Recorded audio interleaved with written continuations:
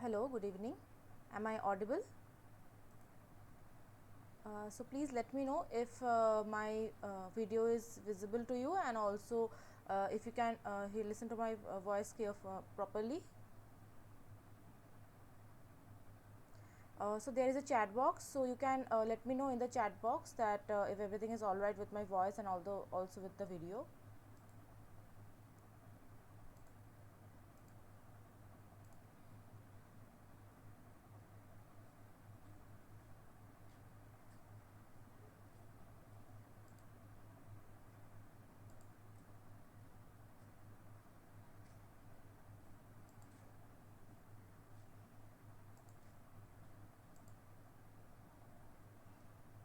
So we will start at 6 p.m. today's class. Meanwhile, let others join, and whoever joins, please let me know if my voice is audible and the video is visible. Let me know in the chat box.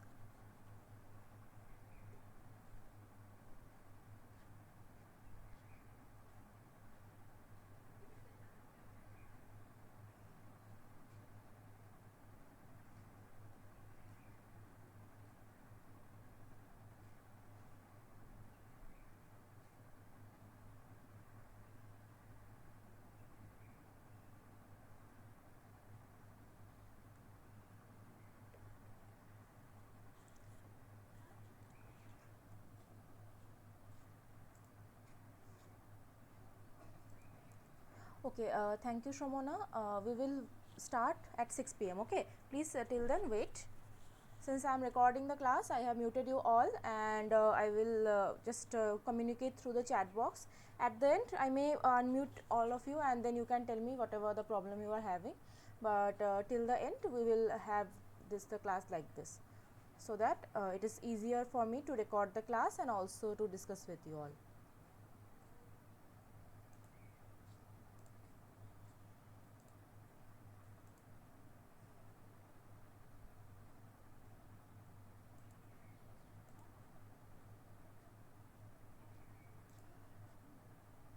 Okay.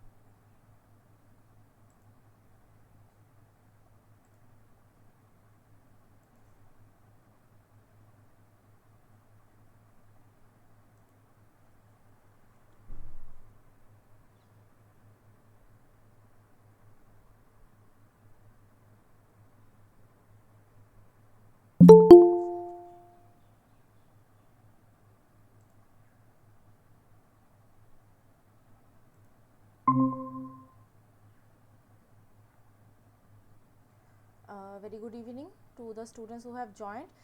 Please wait till it's 6 p.m. then we will start our session. Okay. Meanwhile, if you have anything to tell me, you can just use the chat box. Throughout the class, we will communicate through this chat box, because I am recording the session, so any kind of noise disturbance will hamper it. That's why I have muted you all. So please chat with me through the chat box if you have any doubt, any problem, and I hope my voice is audible and the PPT is visible to you. Please wait, and we will start sharply at 6 p.m. Okay.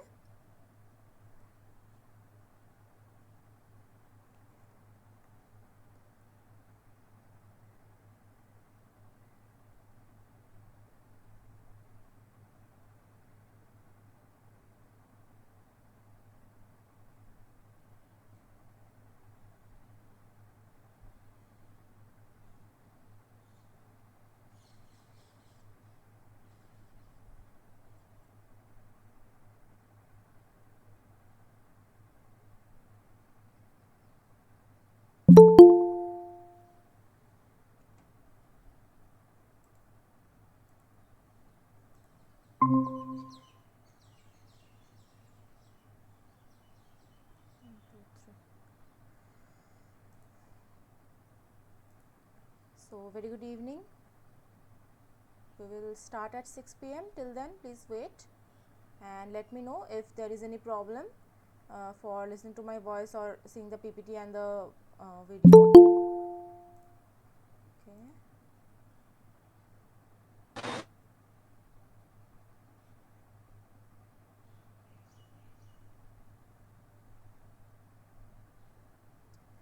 So as you can see, I have muted you all. Again, I am repeating it because more students have joined. So I have muted you all because I am recording the session. Today's class I am recording it, and it will be shared to you okay, after the class, so that you can check if you have missed anything or not. So since today it is the first class, I am repeating these things all over again. I think from next day I won't need to repeat these things, because you already will have know. And we will start dot at 6 p.m. and the chat box is open. So if you have any doubt, any query, you have to tell me anything, you can just communicate to the chat box. Okay. If my voice is not clear, if you cannot see the video or the presentation, let me know in the chat box.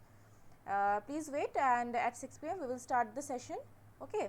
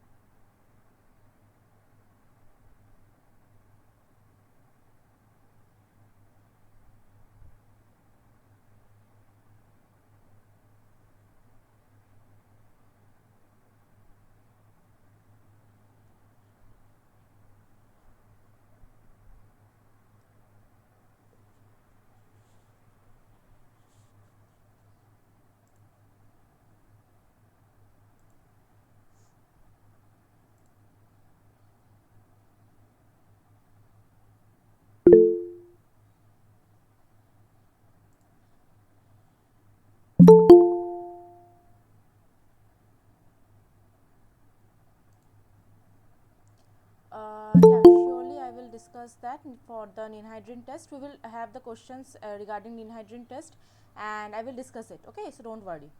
After the session, if you have still doubt, you can just let me know. No problem. I will have a slide regarding the ninhydrin test also, and then after the class, if you have again the problem, you can let me know. I will repeat it once again. Okay. So I will wait for 2 to 3 more minutes, and then we will start with the introductions. Okay, I understand you have many questions. Okay, if you have questions before the session itself, you can let me know in the chat box. Okay, at the end I will discuss it. Basicity, acidity, these all are very normal concepts, okay, of the chemistry. So I will discuss it accordingly to the slides what I am presenting. At the end of the session, if you have still doubts, your doubts are not cleared in the session, you can let me know. At any time throughout the session, the chat box is open and I am monitoring the chat box. So if you have problems, you can let me know in the chat box throughout the session at any time. Okay, and at the end I will address all the questions, and during the session also, whenever I am presenting a slide, after that I will ask you, if you do not understand the particular slide, you can let me know. So I think I will start with the introductions. Okay, it will be better because several students have joined and I think it will be better. Okay, I will just make it open.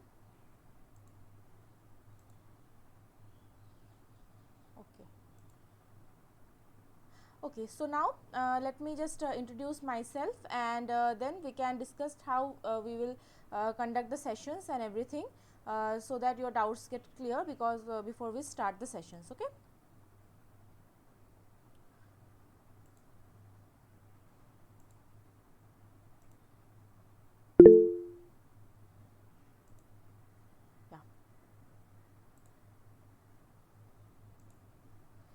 Okay, so I think the presentation is visible, right? If you have any problem seeing the presentation, the PPT slide, let me know. So it is visible, all of you?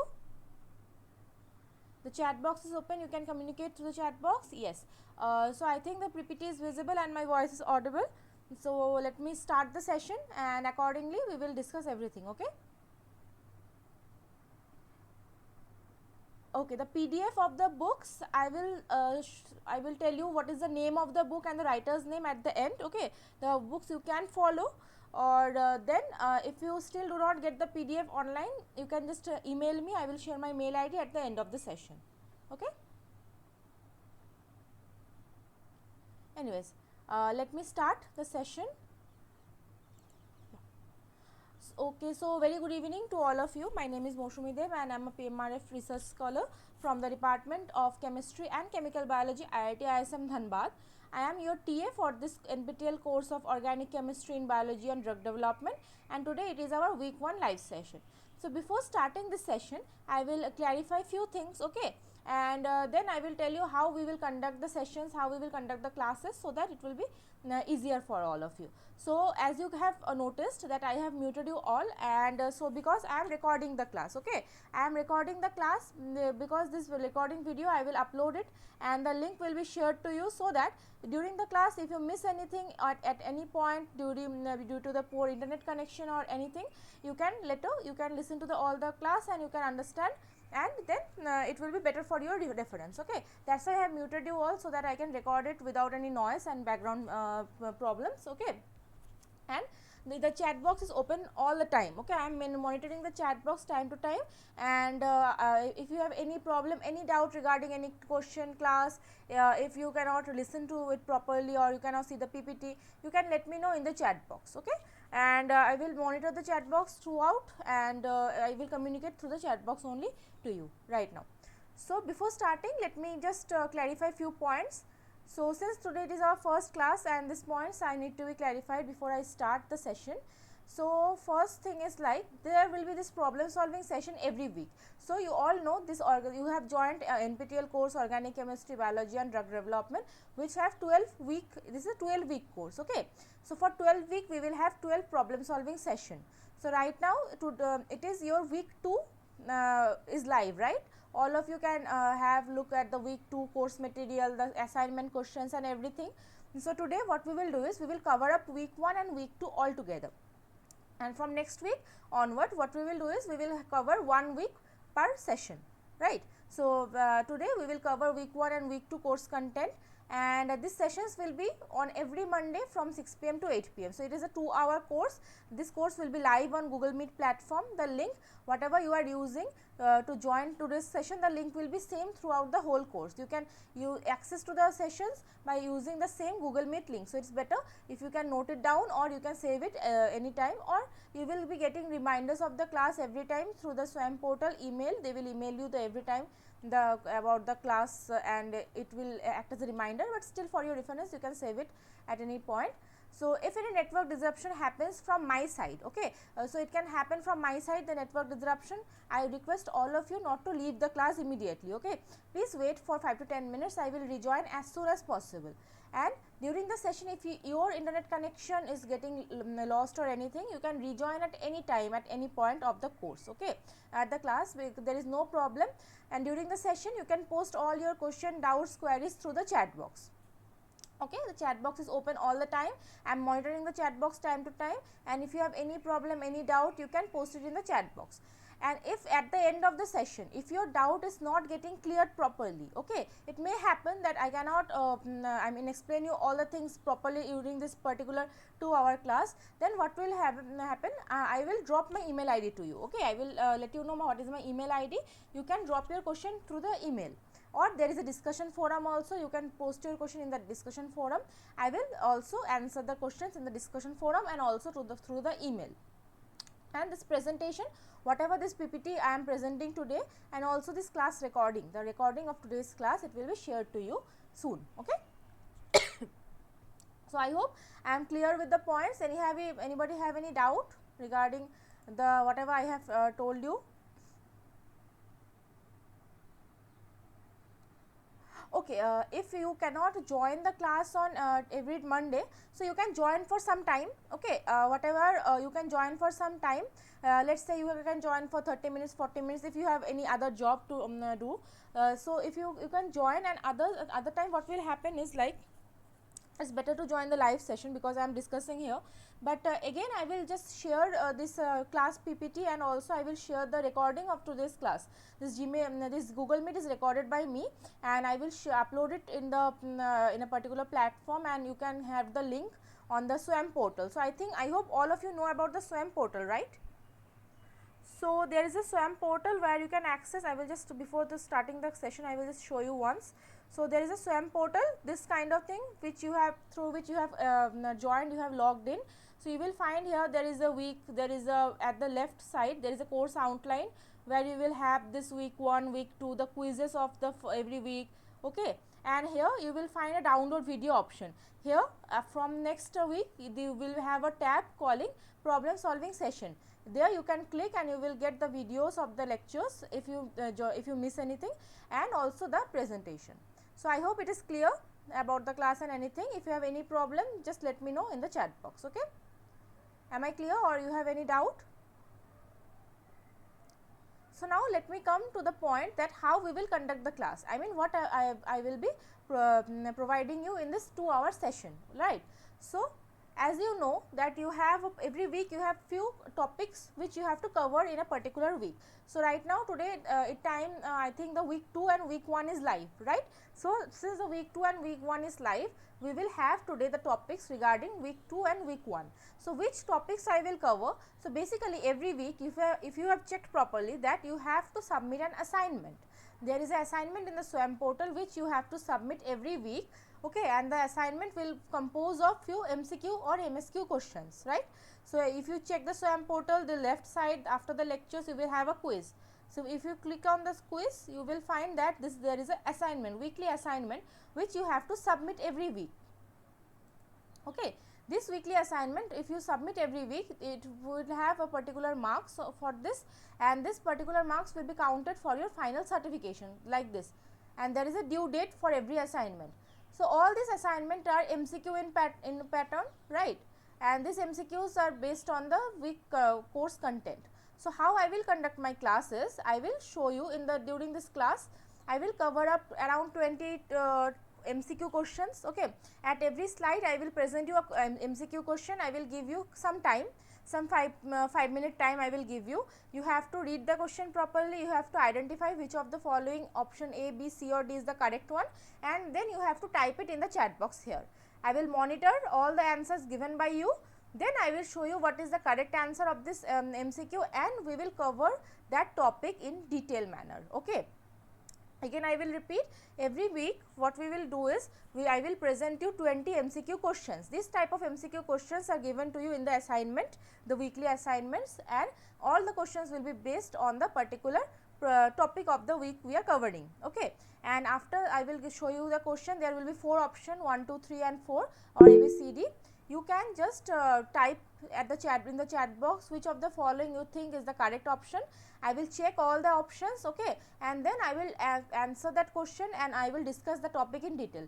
That's how what we will do is, we will cover up all the sessions, all the topics of the weekly properly, and also I will understand that if you are understanding the course or not. Okay. And meanwhile, if you have any problem understanding a question or understanding a point, let me know in the chat box. At the end I will try to cover all your doubts and queries. Okay. So I think we can now start. We are covered, we have just finished our introduction and everything. So I will now start with the course content. So as I have said, today it is our week 1 live session, and today we will cover is, we will cover week 1 and week 2 course content of this course in organic chemistry in biology and drug development. So what are the contents that today we will check? The week 1 contents are a brief introduction to molecules of life, the structure of amino acids and their various charged forms, biological macromolecules and small molecules, importance and functions, amino acids, the building block of proteins, then amino acid separation and detection, electrophoresis and anhydrine. Then we have, this is for the week 1, and for week 2 the course contents are method of determination of amino acid sequence, primary structure of peptide, the polypeptide and protein, selective peptide bond cleavage, enzymatic and non-enzymatic methods, peptide synthesis, protecting groups of amine and carboxyl functionality, peptide synthesis for protection, coupling, deprotection method, and recent development of coupling agents, Merrifield's method of solid phase peptide synthesis. So these are week 1 and week 2 course content, and today we will discuss the topics based on these course contents. I will start showing you the questions. Okay, the questions will be MCQ with the 4 given options. These type of questions are given to you in the assignment section. If you have checked these assignments, you have to solve and you have to submit on the SWAYAM portal. Like here you can see, here you have to submit, you have to just put the tick and you have to submit it. You will be given marks based on these assignments, but there is no marks in answering in today's class. Okay, it is only for your practice purpose. So there is no negative marking or no points given. That's why I want all of you to actively participate and answer the questions properly. Okay. So now let me start and let me show you the first question of today's session. So the first question has said, which of the following statement is incorrect? Your options are: number A, alanine is not an essential amino acid but arginine is. Number B, methionine is an essential amino acid having sulfur. Number C, valine is not an essential amino acid and it's acidic in nature. And number D, histidine is an basic amino acid which is essential. So among the A, B, C and D, you have to identify the statement which is incorrect. Now whenever the question is like correct, incorrect and this kind of true false based, it is very important to read all the options very carefully, because most of the students tend to mistake in this incorrect, correct, true false type of questions. Okay. So now I will give you some time, I will give you 2 to 3 minutes. I think the question is very easy for the basic level and I know all of you can answer it. So just read all the options very carefully. Okay, A, B, C or D, which of the following statement is incorrect? Let me know in the chat box. In the chat box, write which of the following options you think is the correct one. Okay, means which of the following statement is incorrect. Let me know in the chat box, A, B, C or D. I will check it after some time, then I will show you what is the correct answer and then we will discuss about it.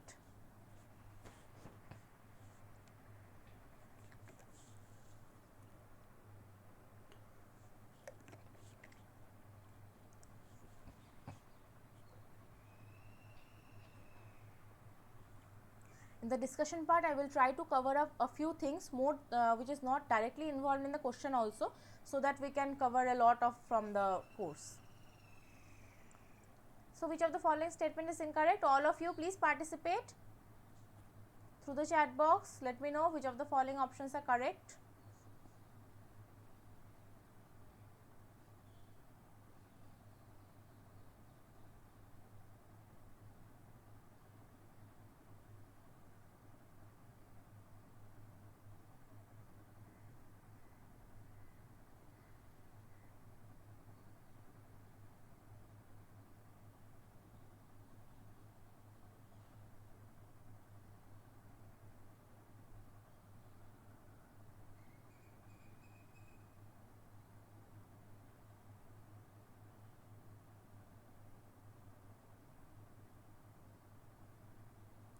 Which of the following statement is incorrect?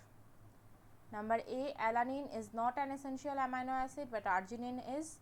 Number B, methionine is an essential amino acid having sulfur. Number C, valine is not an essential amino acid and it is acidic in nature. And number D, histidine is an basic amino acid which is essential.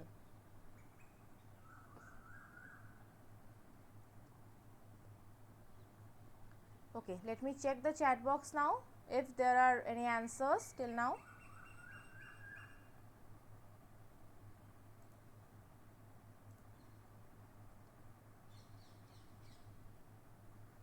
Okay, the questions are not, I think the PPT was visible, right?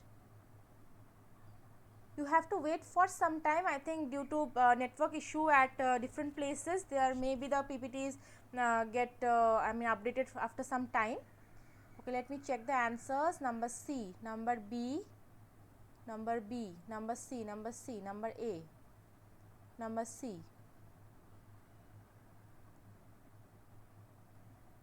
So the questions are visible, right? I have shown you the PPT and there was question.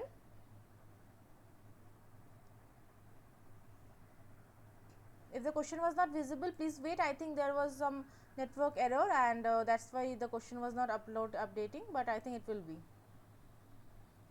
Okay, I am not sharing the PPT right now. Right now I am checking the chat box. So the PPT is visible right now, right? Let me know. Is the PPT visible? I am showing the week 1, week 2 PPT.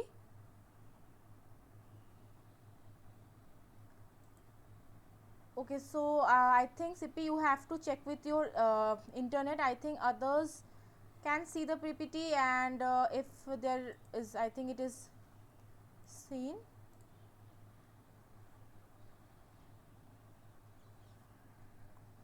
So I will give you 2 to 3 more minutes and then I will show the correct answer and we will discuss it.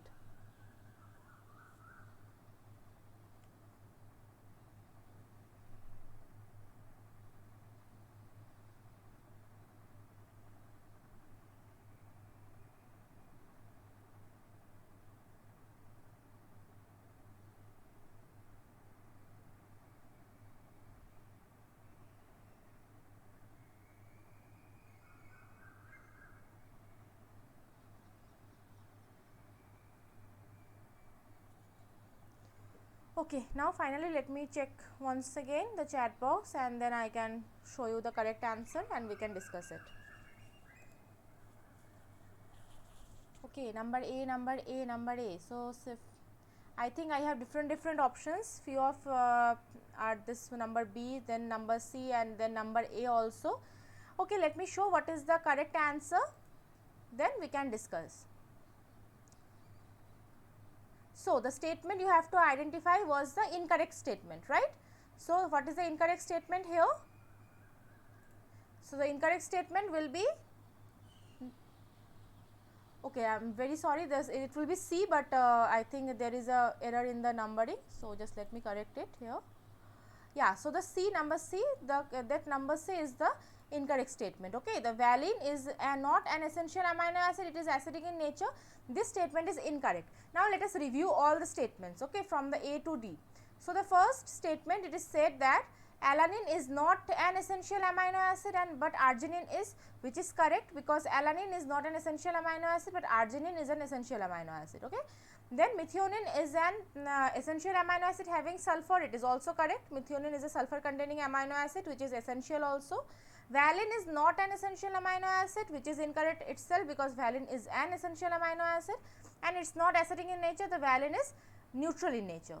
And then the fourth, histidine is an basic amino acid which is essential, which both statements are correct. Now let me show you what are the, first I will show you the amino acids. So amino acids, all of you know, amino acids is an essential component or the building blocks of life or the proteins, right. So there are several amino acids and all the amino acids can be classified through various points. The amino acids can be classified based on their side chains, they can be classified based on the charge it have, it can be classified based on the acidity, basicity or polar, non-polar in nature. Then we can classify the amino acids through the essentiality, is it an essential amino acid or no, it is a non-essential amino acids, and so on.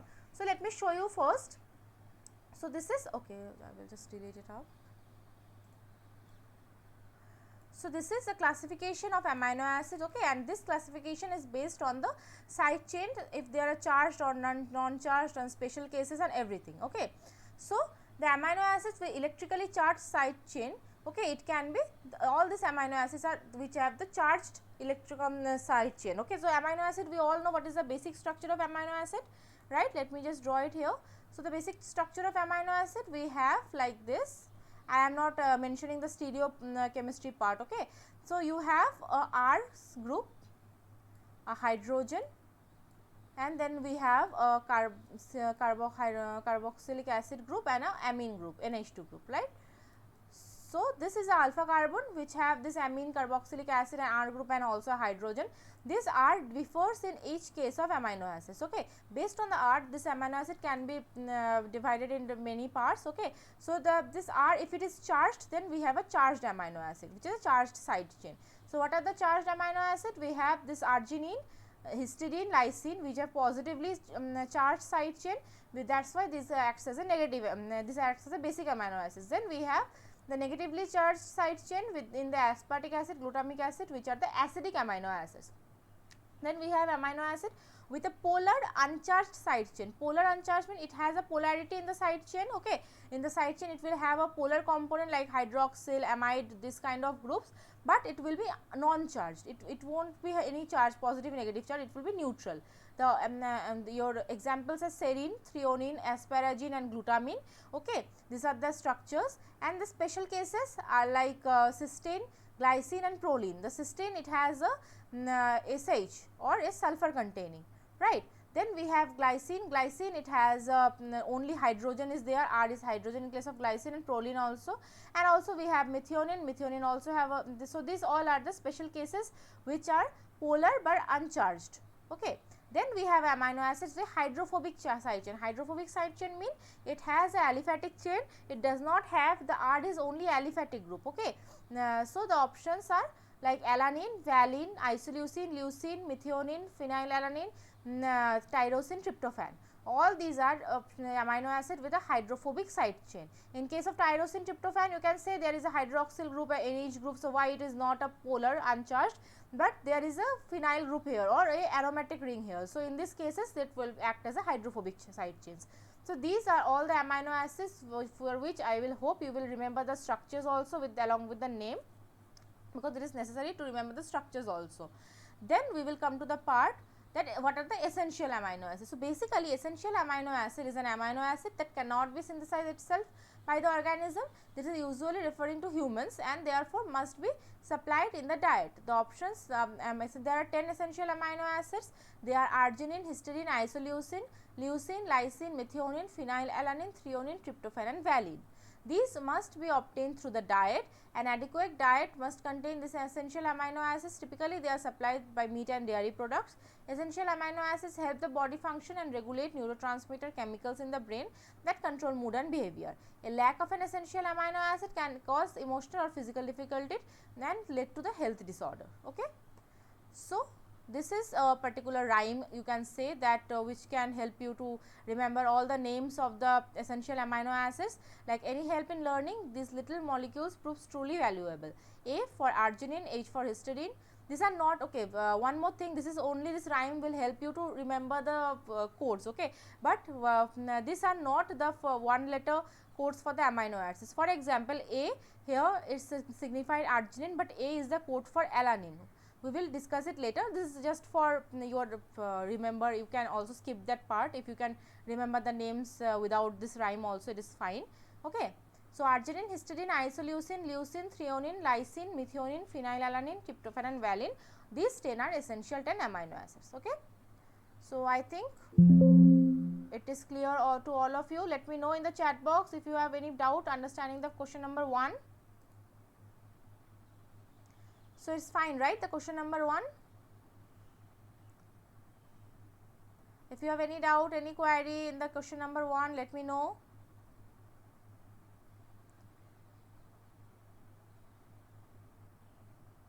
Okay. So, in the question number 1, what we understood, what are the essential amino acids and how the amino acids can be classified, all the structures and everything. So, now I will, okay, thank you Charan. I think it is clear to all of you. Still, if you have any doubt, you can let me know at any time, at any point, okay. So, very good, all of you have participated. Even if your answer was wrong or right, it does not matter, because the participation, all its matter in the problem solving sessions. So, now I will quickly move to the next problem. So, the next problem is regarding the peptide bond formation. So, the question is like which of the following statements is true regarding peptide bond formation? Your options are: number A, the peptide bond is not planar in nature; number B, the carbon nitrogen bond is purely single bond in nature; number C, the cis form is more statically favored than the trans form; and number D, cis conformation is favorable only when proline is present. Which of the following statement is true regarding the peptide bond formation? In the previous question, you have to identify the incorrect or false statement, but here you have to identify which of the following statement is correct regarding the peptide bond formation. Your options, I will again repeat: number A, the peptide bond is not planar in nature; number B, the carbon nitrogen bond is purely in a single bond in nature; number C, the cis form is more statically favored than the trans form; and number D, cis conformation is favorable only when proline is present. Which of the following is the true statement regarding the peptide bond formation? Again, I will give you some time. Read all the options very carefully. The chat box is open to you. Let me know A, B, C or D, which of the following is the correct answer. After 2 to 3 minutes, I will check the chat box and then I will discuss the question answer.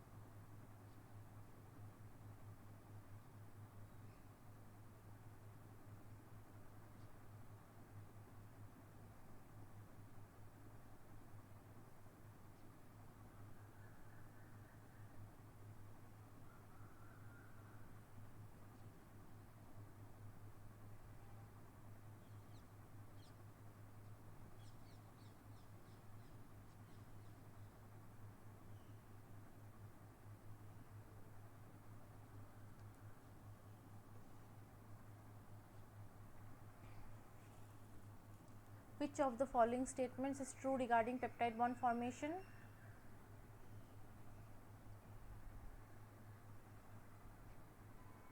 Let me check the chat box now.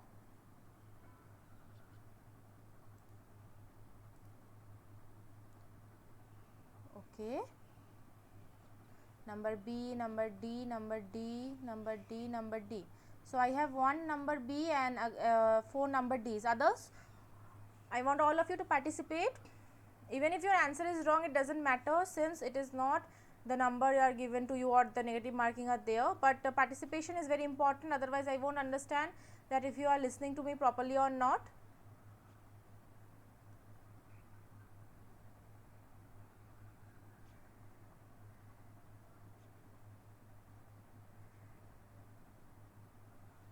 Okay, I will give you 2 more minutes and I want all of you to answer this question. Okay, these are very basic questions regarding the peptide bond formation. Anyways, even if you don't know the answer, it's fine, because I will discuss it in detail, but at least you should try.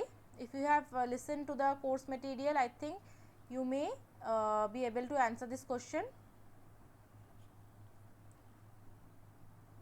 I will give you 2 more minutes and then I will show you the answer and we will discuss it.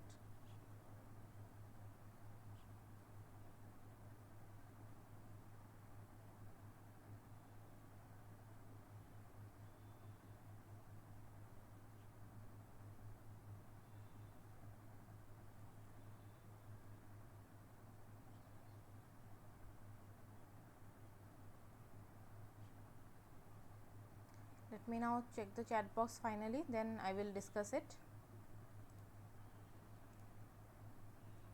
Number D, okay, I have more number D, number B. Okay, let me check. Number C, good, all of you are answering, which is good. Number B, okay. Okay, now let me show you what is the correct answer and let us discuss about some peptide bonds. So all of you know, right, what is a peptide bond?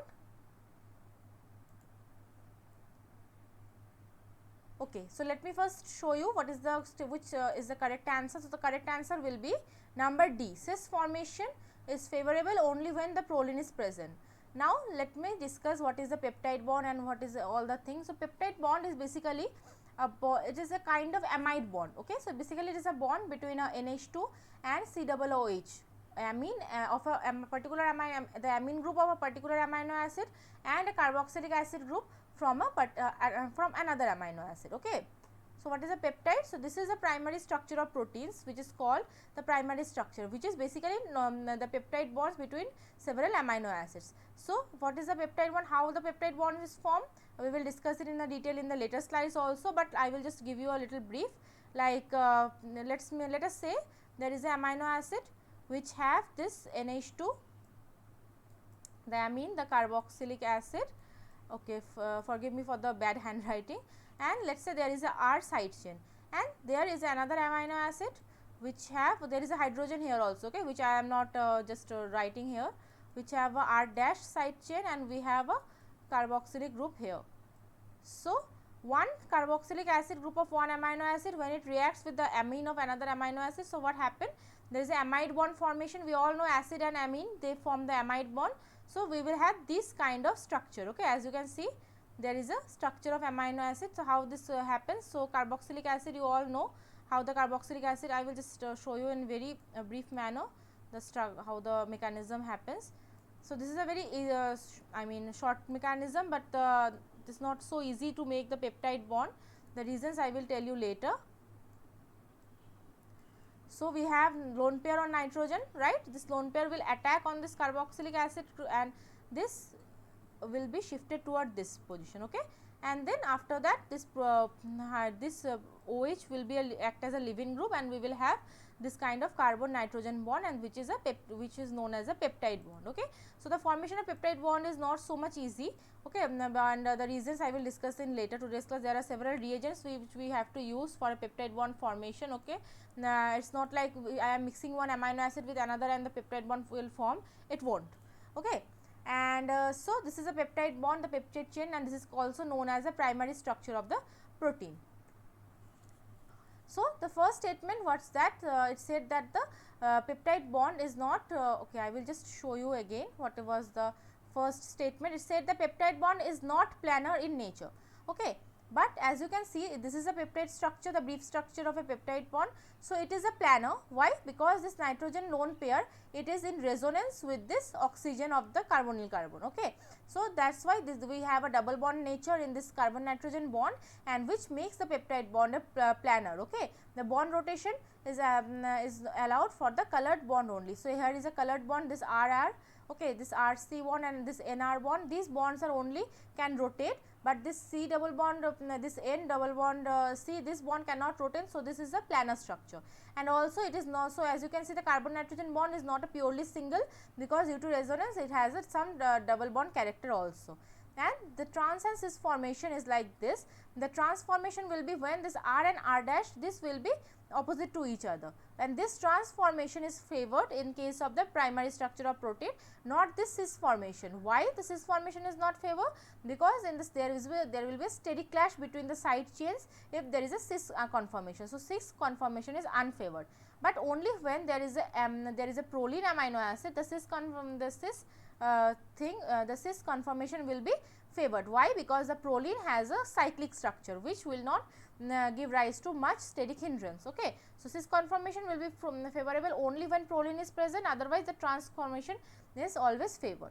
So, then whatever I have said, the peptide bond is in the proteins is planar in nature as a result of resonance, which is shown in the figure 2.3, which is this one. This gives the peptide bond a significant double bond character which prevents the rotation.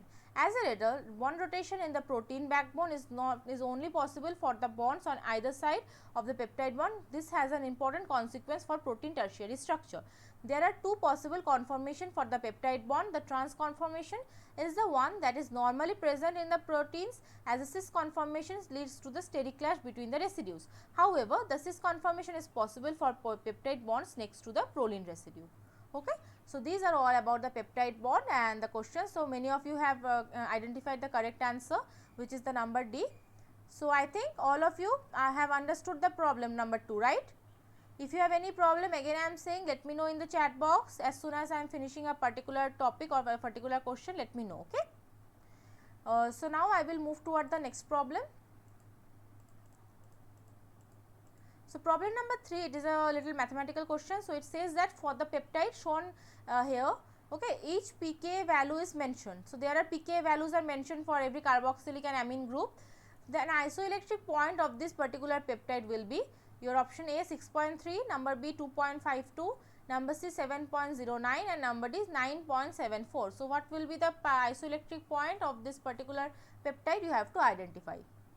I will give you some time, try to calculate it and let me know A, B, C or D, which of the following will be the correct one.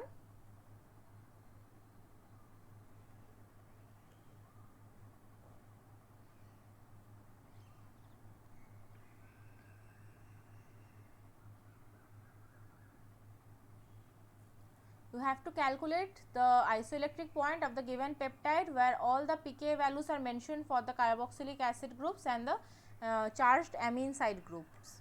You have to identify what is the isoelectric point of this given peptide.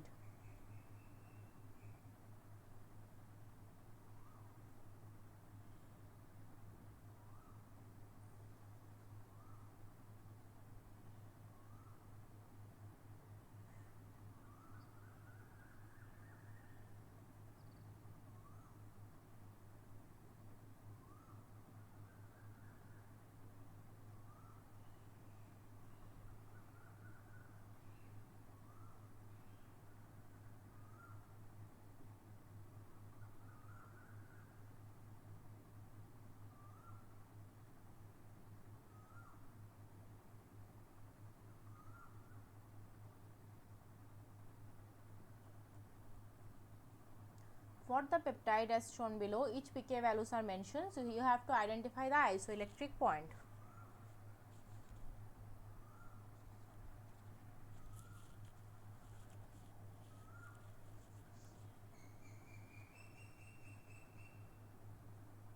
The 4 values are given. From this you have to identify the correct value for the isoelectric point of this peptide.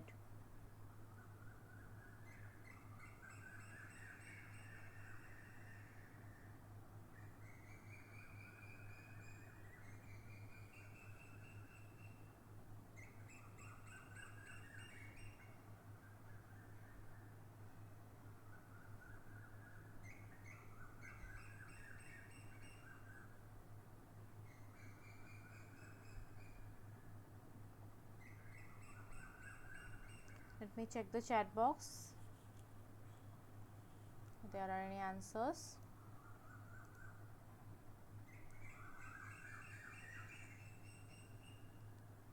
Bond between carbon and nitrogen is one only. No, I am not clear about your question, Kaviraj. So you can just repeat your question.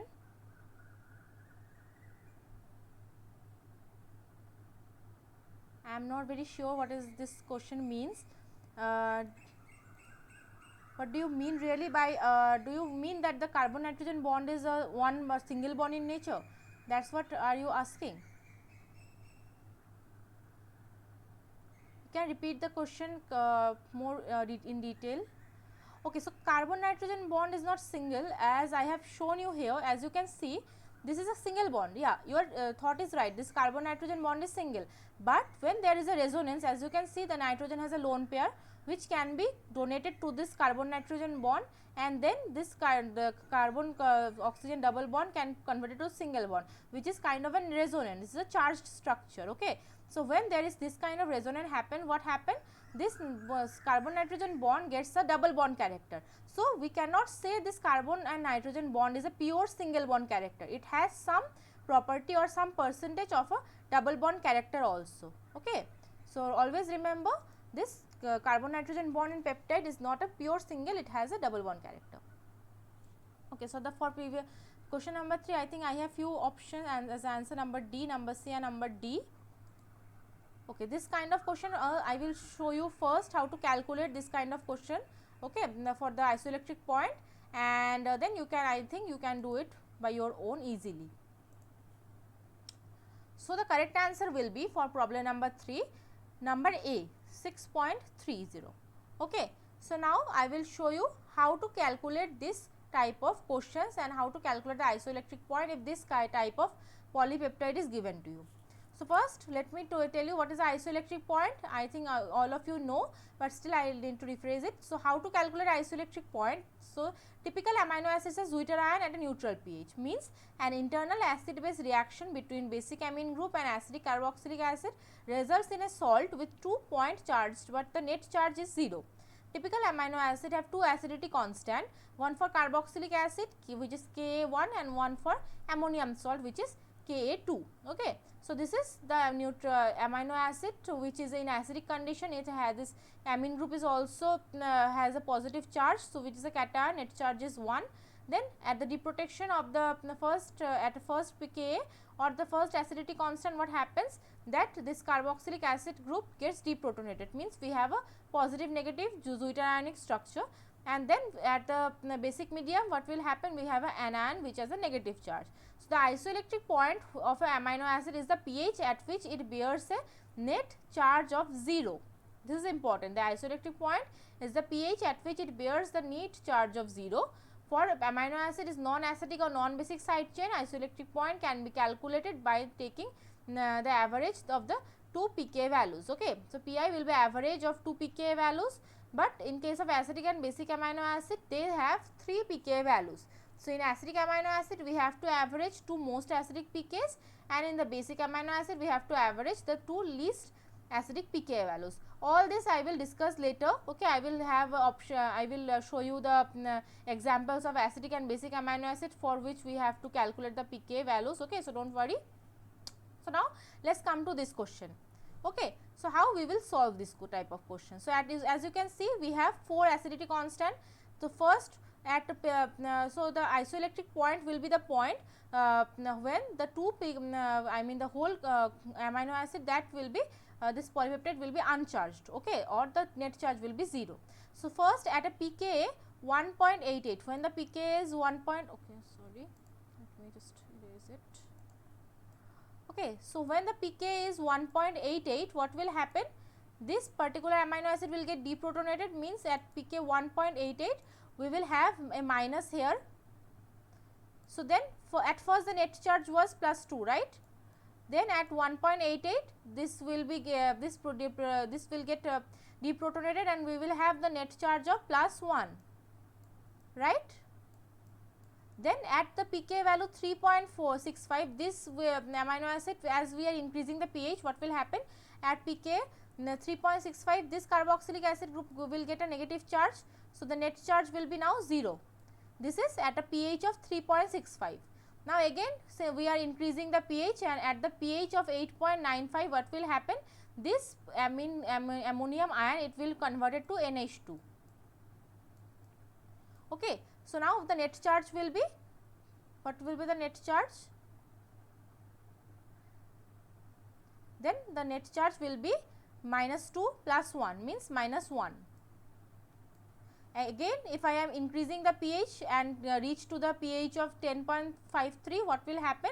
This particular amine group will get deprotonated, this ammonium salt, and we will have the total charge. So, this will convert to NH2, this will be COO minus, so we will have net charge of -2 at a pH of 10. So, now as you can see, in between this pH of this and this, okay, means this 3.65 and 8.95, between these pK values, okay, we are having this isoelectric point, which is the 0 pH. So, what will be the isoelectric point? Then we have to average these two pK values which is falling in this range +1 to -1. We have to average this. So, the Pi will be average of this two, means it will be 6.3. This might get little confusing. So, I will repeat it if you have any problems. So, if you have understand, please let me know. If you have not understand, also please let me know. Then I will repeat it. Yeah, sure. I will as I have mentioned it in the okay. Not understood. I will repeat it once more time. Okay. I will repeat it. Don't worry. And the slides also I will provide it. Okay. Let me just write it here at first. Okay. Then I will show first. Let me write the answer. Okay. So, you can understand at first when there is nothing here. 1 second. Let me just erase this thing. Okay. So, now see this polypeptide chain which is mentioned here. So, what is the net charge of this polypeptide chain? We have a +1 here, +1 here. So, at the first let us say the pH, this is a pH meter, okay, and I am increasing the pH from 0 to 14, let us say. Okay, this is a pH meter. I am increasing this from pH to 0 to 14, and you can see there is a 4 acidity constants are given. So, you know what is the acidity constant, right? So, acidity constant means if the pH is this crosses this 1.88. So, when the pK value, or you can say this is a pK meter also, okay. So, when there is a pK or the pH is 1.88, let us say here, then we have 3.65, then we have let us say 8.95, and then we have this 10.53. So, these are the pK ranges which are mentioned in this particular polypeptide, right. So, let us not write it as a pH, let us write it as a pK. So, you can write think it as a pH or pK, whatever you think, you can just have it both. So, we all know isoelectric point is, you have to, for calculating the isoelectric point, what you have to do is, you have to average the two pK values in between the amino acid gets neutral, okay. So, you have to identify the first, then we have to identify what are the pK values, and then we can neutralize. So, it is 8.95. So, now what is happening? So, first is at when the pK value is your first one, this 1.88. So, when the pK is 1.88, what will happen? This particular carboxylic acid group, at first all the net charge is +2 at first, okay. At the very beginning, when it is at a 0 or 1, let us say, the net charge is +2. Now, when it is reaching to this level 1.88, what will happen? This carboxylic acid group will get deprotonated. So, now what will be the structure? We will have one ammonium, second ammonium, then carboxylic acid, then 1 minus. So, +1, +1, 0, -1. So, total will be +1. Then again I am increasing the pH I am increasing, and it is reaching to 3.65. Now at 3.65, so at 1.88 it will get minus, and at 6.75 this carboxylic acid group it will become minus. So the net charge will be +1 +1 -1 means it will be 0. Okay. Then what will happen after we are increasing it again, when it reaches 8.95, what will happen? This ammonium salt will get deprotonated, means we will it will release one proton, and it will get as NH2. So then what is the net charge? We have -1 -1. Now it is becoming neutral 0, and this group has a positive charge, means -1 -1 +1, we have a -1 here. And when I am again increasing the pK value, it is reaching to 10.53. What is happening? This NH3 group is getting NH2, and the net charge will be -1 and -1. These are two neutral, so it is -2. Okay. So as you can see, these two values, okay, the values which is comprising these two range from 3.65 to 8.95, in between this range our amino acid has getting the 0, or the amino acid is getting the neutral, right. So pK, how you have to calculate the pi? So you know how to calculate the pi. As I have mentioned, the pi will be the average of two pK values in between the polypeptide chain, or this particular amino acid is neutral or 0 net charge. So we have to average this two, 8.95 and this 3.65, and if you average these two, you will get the value 6.3. So now do you understand it or not? I tried to explain it more elaborately, and also we will again discuss. I think you have understood it right now, right? And even if you have not understand it, I will explain it later also. Okay, I will explain it when I will show you the examples of acidic and basic amino acid. It is very much similar to that. So I think one of you have understood it or not. Let me know if it is clear or not.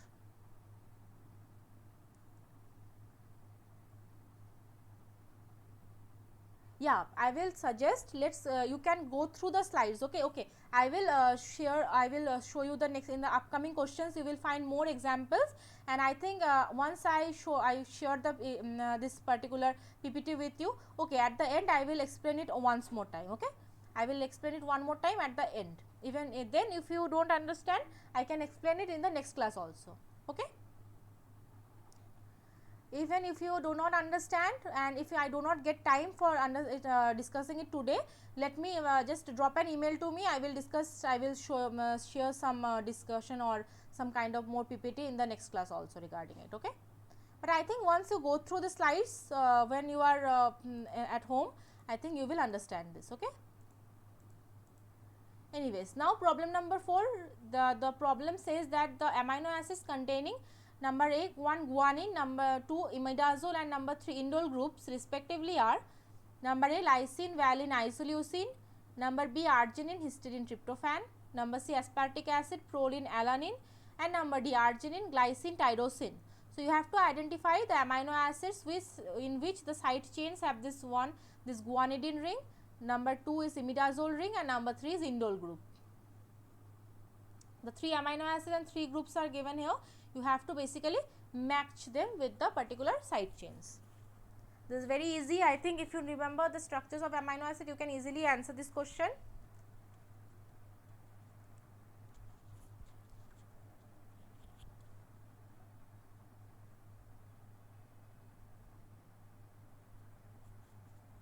We have to go a little faster because we have many more questions to discuss today.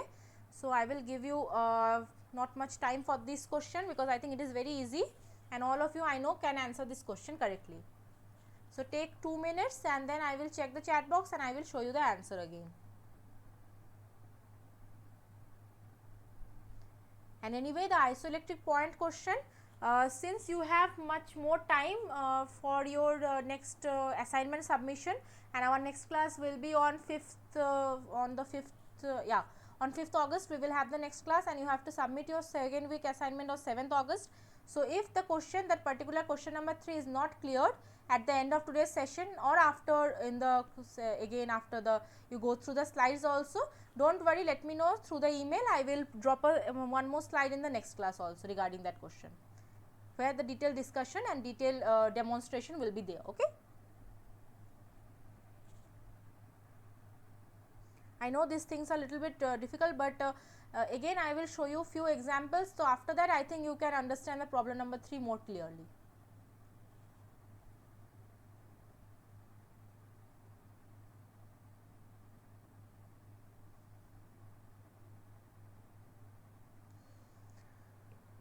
So, all of you have answered this question. The amino acid containing the groups, let me check.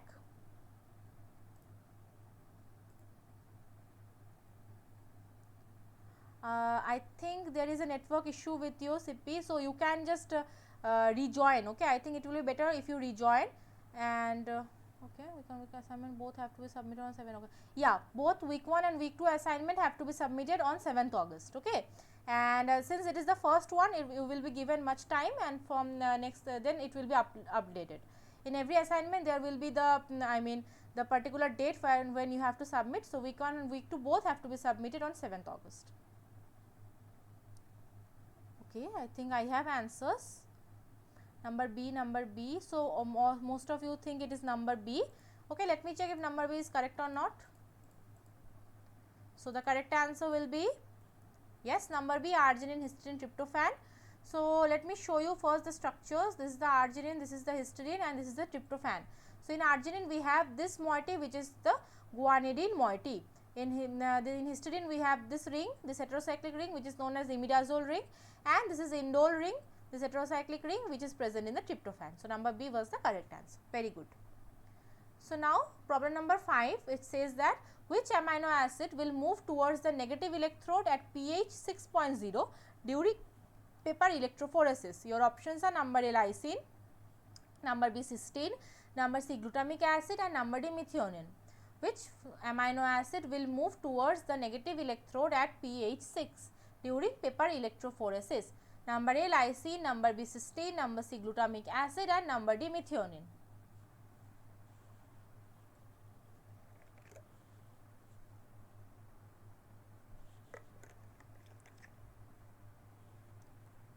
First, all of you try to answer it in the chat box, A, B, C or D, which of the following you think is the correct one. Then I will show you the answer and we will discuss in detail what is the paper electrophoresis and everything.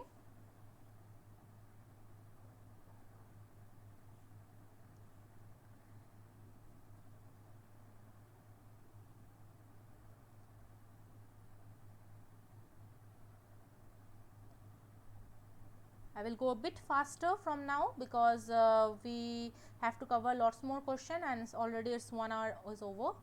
So, I have to go a little bit faster, but I will give you proper timing to read the question and try.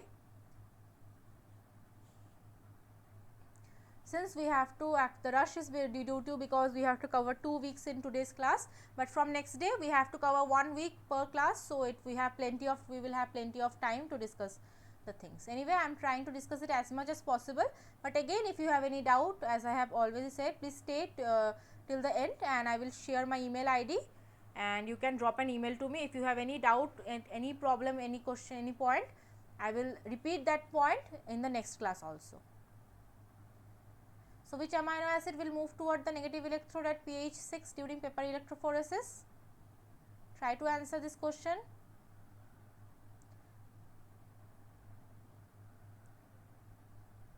See, your answer may be wrong, but the involvement is very important, that you are communicating with me. These things are very important because that is how I understand that you are understanding a point or not.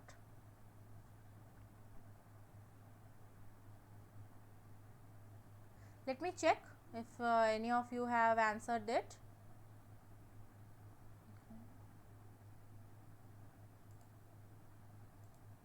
Okay, so you have, many of you have answered it. Very good. Number A, number A, number C, number C, number C. So, I have two answers. One, so few are you of you I am saying it is number A, and few are saying it is number C. Okay, let me check which is number C, if number C is correct and number. Very good that you all of you are answering. which is very appreciable. So now, the correct answer, the amino acid which will move toward the negative electrode at pH 6 will be number A, lysine. So now first let me discuss what is a paper electrophoresis. So paper electrophoresis is basically a separation technique, okay. It is mainly used to separate amino acids, the proteins and the peptides. The separation of mixture is based on the charge and the size of the molecule. Migration of charged particles takes place through paper under the influence of electric field. The paper strip used must contain at least alpha cellulose at a percent of 95% and should have a slight absorption capacity. The paper does not contain charges that interfere with the separation of the compounds, okay.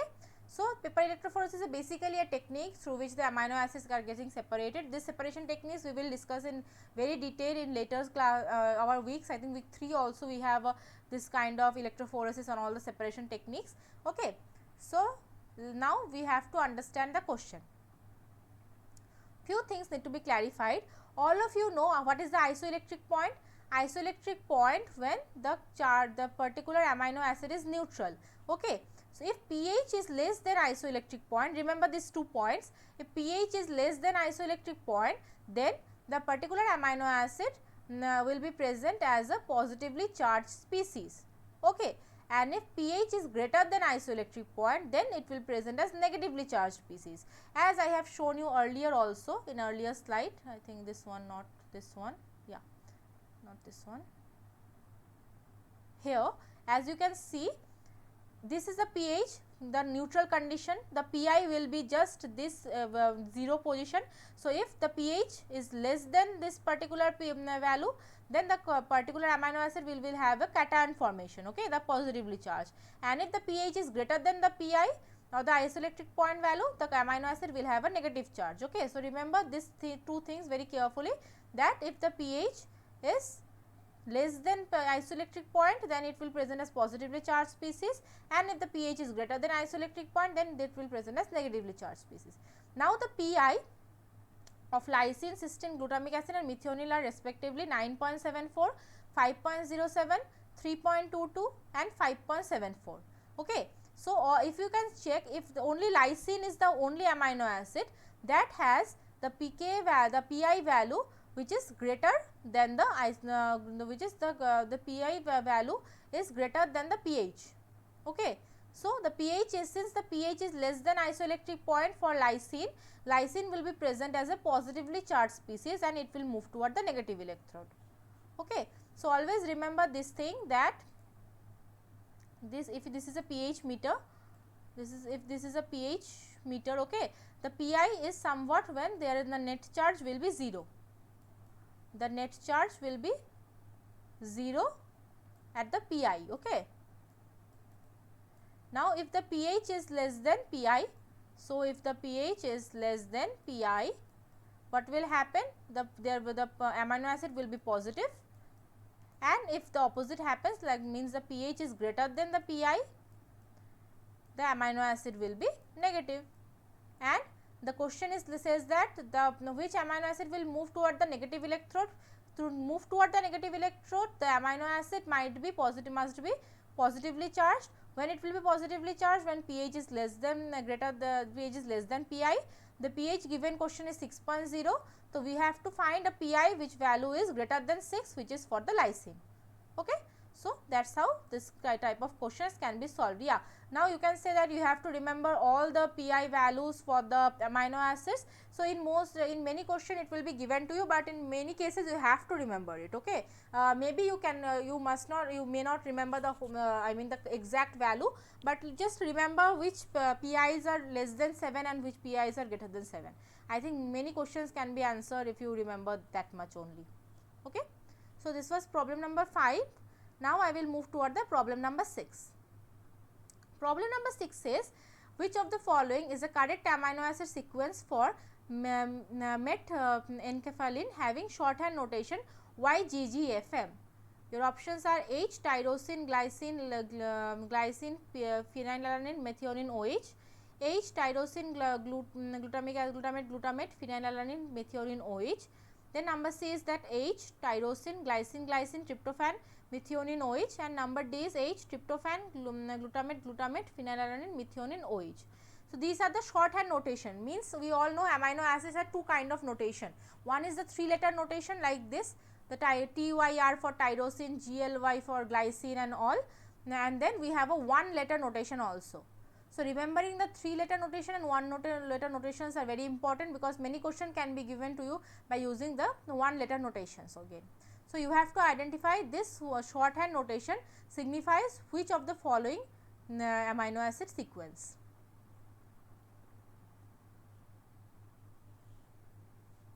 Which of this shorthand notation is notifying which amino acid sequence?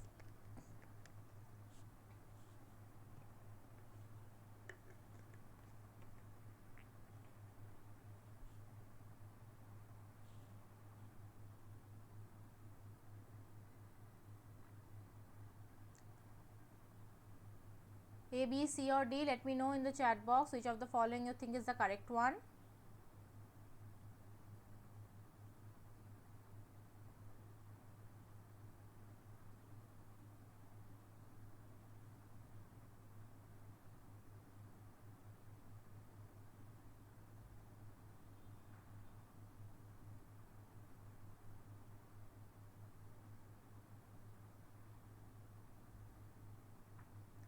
Which of the following is the correct amino acid sequence of Ment-N-cephaline? Let me check the chat box.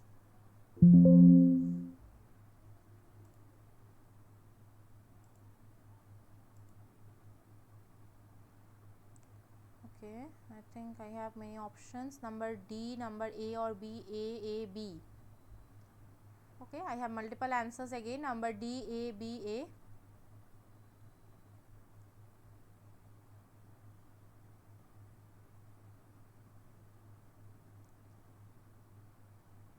Okay, let me check what is the following, which of the following is the correct answer, and then we have to discuss it again. So the correct answer will be number A.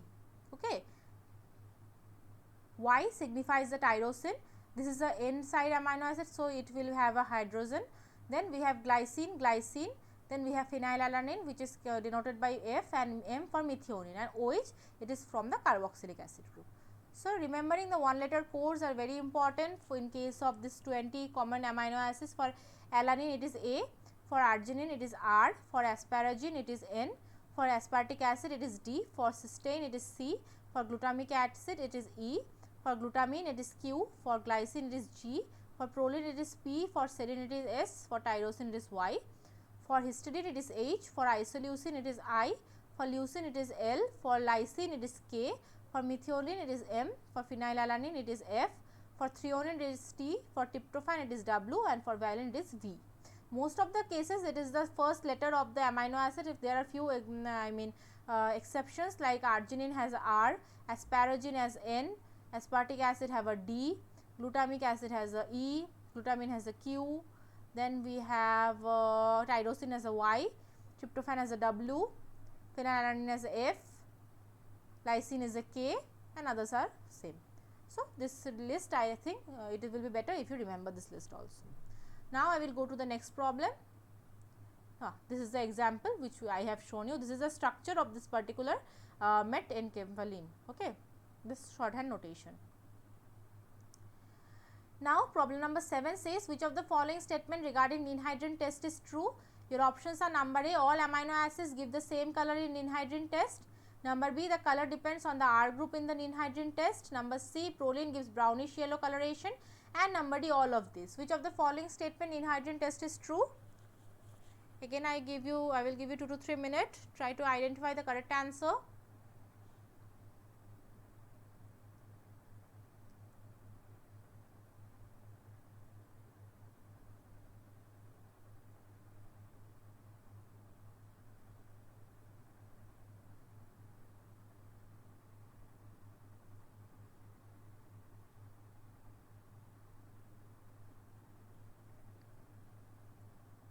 Which of the following statement ninhydrin test is true? Number A, all amino acids give same color in ninhydrin test. Number B, color depends on the R group of ninhydrin test. number C, proline gives brownish yellow coloration, and number D, all of these. I think some of you has the problem in anhydrine test also. So, listen carefully. I will try to discuss this point of electron transfer and everything also here.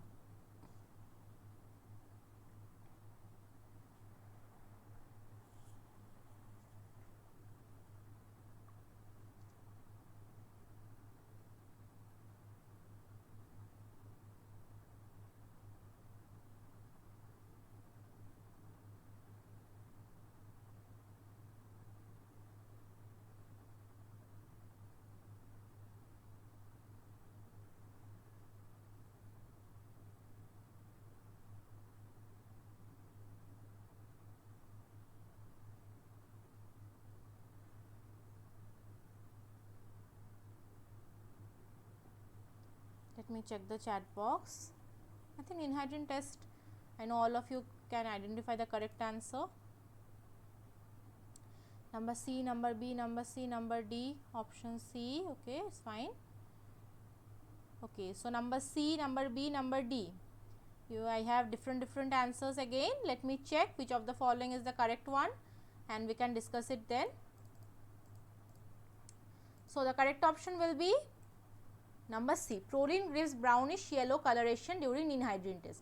So, let us check number A, all amino acids give the same color in anhydrine test, which is not true. Most of the amino acids are give the bluish purple blue color, and the color given by proline is the brown. So, all amino acids do not give the same color. So, the first statement is not true. Number B, the color depends on the R group of anhydrine test. This also is not true, because in most of the cases it is the same for different R groups also. Only the number C is correct, the proline gives a brownish yellow coloration, and since the A and B are incorrect, so D cannot be correct also. Okay. So, now let me show you the particular how this thing happens. So, basically what happens, we have this anhydrine, this is the structure of anhydrine, and this is the amino acids. So, first what happened, there is a exchange. Okay, here this amine group, it attacks on the particular this anhydrine, and we have this intermediate. Okay, this intermediate along with this aldehyde and also the carboxylic acid group. Now, what happened, this particular amine group, it interacts with another anhydrine, and it's from a color which is known as Rieman's purple. It is a bluish green color. Here it does not depend on the R group. Okay, only this NH2 is interacting. So, this intermediate amine and also, but in case of proline, what happens, a brownish yellow coloration happens in case of anhydrine. So, this anhydrine can exist in this form also. Okay, from this form also the anhydrine can exist. So, how this electron transfer happens, let me show you here. This is the structure of proline.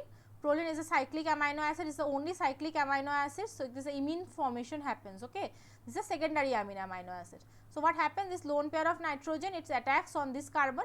Okay, this is another form of this particular anhydrine. So, first step is the same here, the NH2, it attacks on this carbonyl carbon and oxygen, it gets like this, and there will be protonation. So, it will stay as this, nitrogen will interact with this carbon, and there will be OH. So, then what will happen, there is a elimination of water. Okay, the elimination of water happens from these two positions, and what will happen, because of this elimination of water, there will be a double bond formation, and nitrogen will be having a plus charge. Okay, now what will happen, after nitrogen have a plus charge and as a double bond here, so there is a elimination of water, and then this OH group, it will donate its electron to this bond. This bond will be broken. Okay, and there will be this brownish yellow coloration, and then we will have a elimination of carboxylic acid and OH, this type of intermediate. So, in case, as you can see here, this kind of intermediate which is Rieman's purple, and this intermediate happens in case of proline, which has a brownish yellow color. Okay, if you practice it one time, I have drawn the particular structure. I mean, for normal amino acid it is very easy. Okay, but for proline it is a little bit tricky because the structure of proline, but I think since there all the electron transfers are given here, if you practice it one or two times, I think it will be very clear to you how the mechanism is going on. Okay. So, I think somebody had a problem in this particular brownish yellow coloration. So, I think now is it all right? At the beginning somebody has told that there is a problem in the case of an anhydrine test, the brownish yellow color of the proline, how the mechanism happens. If it is not clear, let me know, I will repeat it again.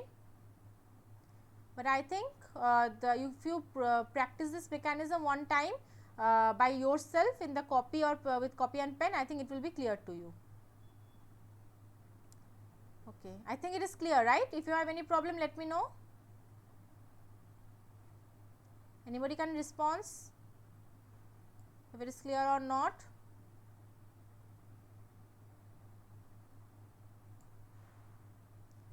Okay, I think it is clear then. Okay, thank you very much.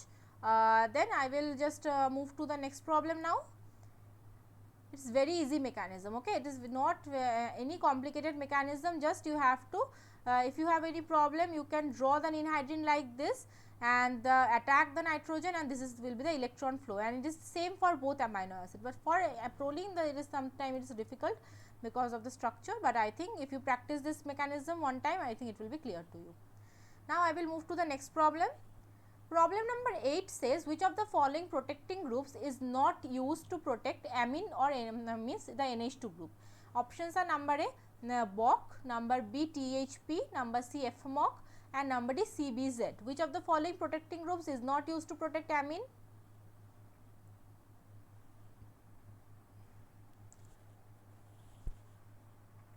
Which of the following protecting groups is not used to protect amine? BOC, THP, FMOC, or CBZ?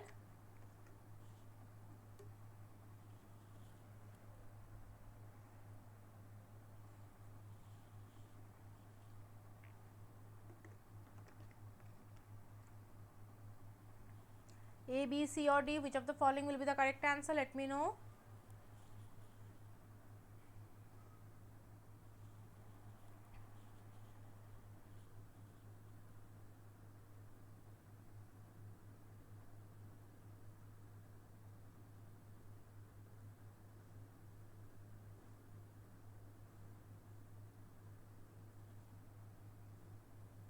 This protection deprotection chemistry is a very important when we are reading about the proteins and peptide bond formation and everything, because we all know the peptides the proteins or the amino acids have NH2 and COOH group in a particular in the same carbon. Okay, and whenever we are synthesizing a particular peptide bond, we want to have it a particular sequence, right? Like after, let's say after alanine we want valine, after valine we want phenylalanine, and so on. So we have to protect a particular amine group so that the haphazard reaction does not happen. If we do not protect a particular amine particular groups, so what will happen? The haphazard reaction will happen, and we will have very many unwanted side reactions also. We will discuss it later. Okay, don't worry, we have all the things covered in today's other questions. So let me check the chat box.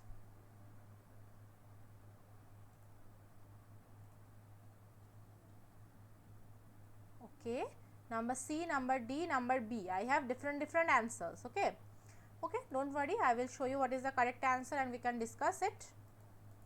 So as I say, protection deprotection chemistry is very important. You have to read about different protecting groups for particularly for amine and carboxylic acids, because these groups are present in the particular amine peptide bond formation.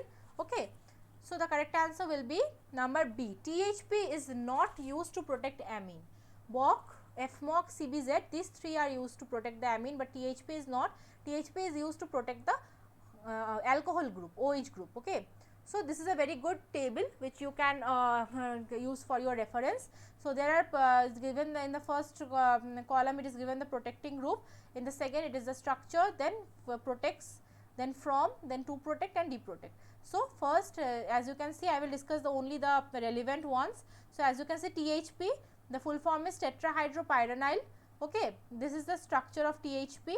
Then it protects the alcohol OH in general, and it protects the alcohols from the strong bases. Okay, if you and then this is the to protect you have to use this dihydropyran and acid, and to deprotect you have to use acidic media. Okay, H plus and water.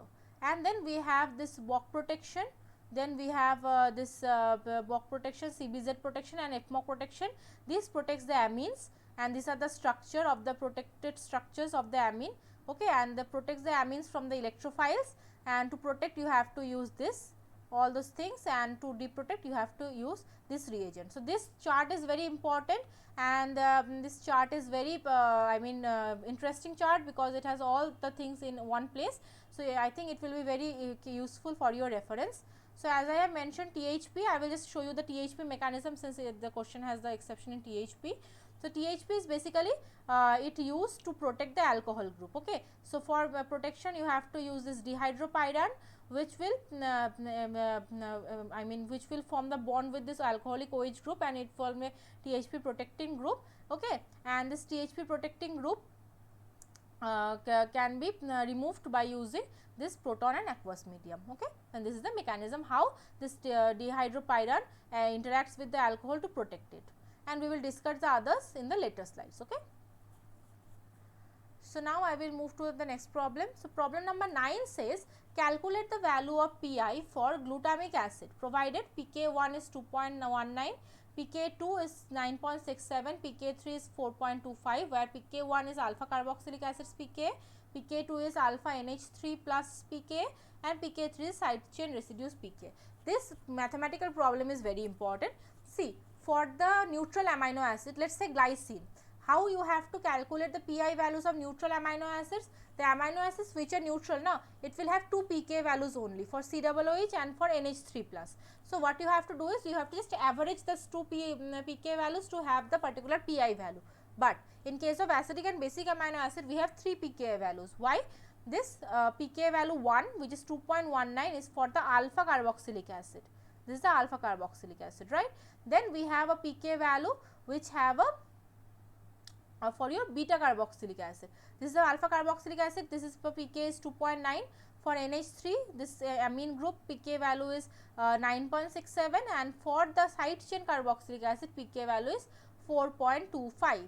Now, this is an example of how to calculate the Pi value of a acidic amino acid. I will have a similar kind of example for a basic amino acid also, and I think after solving this question you will have a clear idea about the problem number 3 also.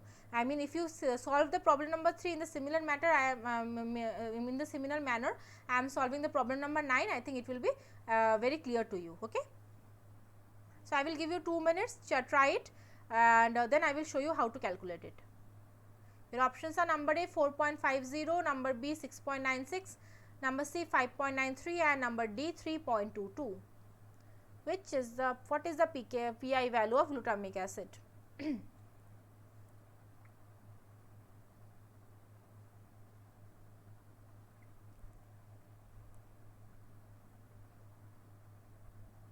Try it. I will give you 2 minutes and then I will show you the answer. It is very easy. I mean, if you once I will show you the answer now, and when I will go to the next question, I know the next question you can do it by yourself. And also, whenever you are having this kind of sessions, or we are having this kind of session, please keep a pen and piece of paper with you, because in few classes we will have few mathematical questions again, so it will be easier for you. If you try to solve it by your own hand during the class, I think it will be better.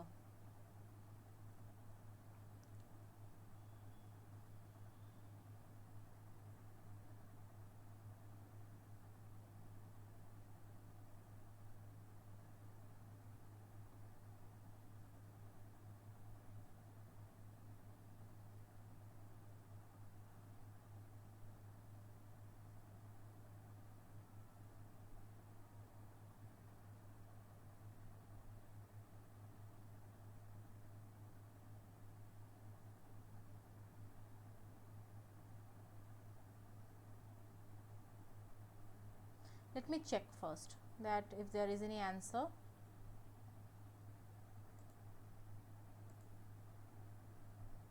Okay, I think I have this answers our previous question, I think.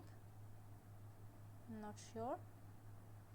So, number D, for number D is the for this question, right?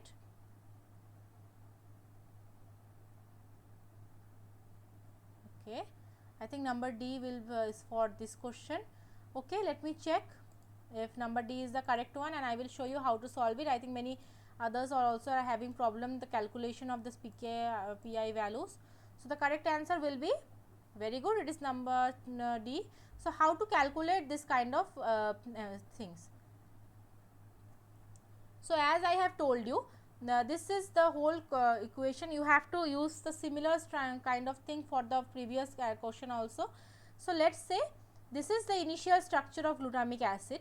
Okay, this is when the when the pH is less than 2.19. Okay, so the net charge is +1, because the this is more acidic pH, because there are in the medium there is more H plus ions. So, when there is more H plus ions, what will happen?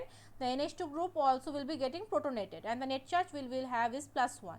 Then when there is a pK 2.19, it is 2.19. Okay, I don't think this point is visible, but it is 2.19.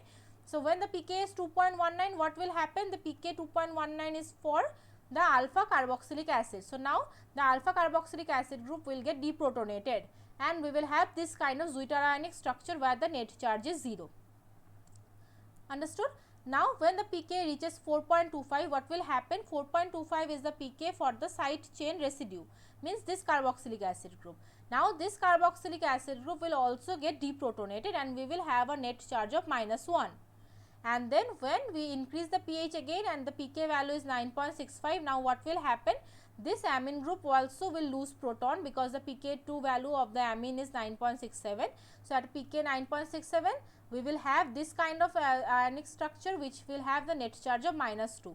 Now, you have to average the two pK values, for which in between which the amino acid is having the net charge of 0. Means here, as you can see, this is the 0 amino acid where the net charge is 0, and the pK values are 2.19 and 4.25. So, you have to just make the average of these two. The Pi will be the average of these two. When the charge is 0, the +1 to -1, the charge is 0, the pK value, 2 pK value you have to average, and you will have 3.22. Now, let me know if it is clear or not, because the question number 3, you have to use the same you have to use the same logic, and you have to draw it in the same manner. How to know the net charge? You can draw it, right? If you can draw this structure like this, see the amino acid structure is like this.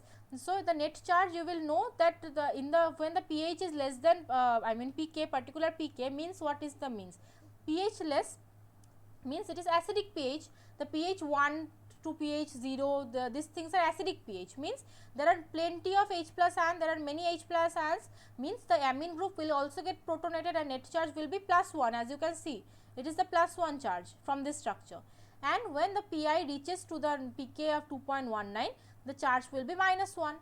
The charge will be 0, because the carboxylic acid will now get deprotonated. pK is the pH when the particular proton is getting deprotonated. Okay, and that is how you have to calculate the net charge by drawing the structures. These are actually very common, very basic topics of acidity and basicity. I think if you draw the structure by your own hand and revision is revise this PPT one more time, you can easily answer this kind of question. Okay. So, now I think this type of question, if you are given for any other amino acid, you can easily calculate it.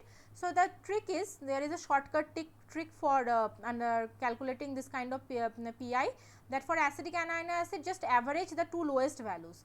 For acidic amino acid, just average the two lowest values. Here the two lowest values are 2.19 and 4.25, just average it, we will reach to the Pi value. This is the trick for the acidic amino acid. Okay.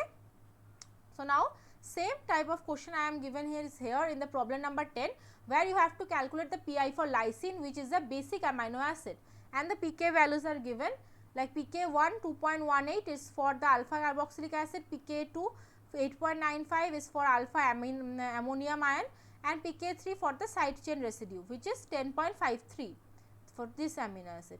Now, you have to identify which of the following will be the correct Pi value for lysine, which is a basic amino acid. Try to use the similar logic we have in the previous question.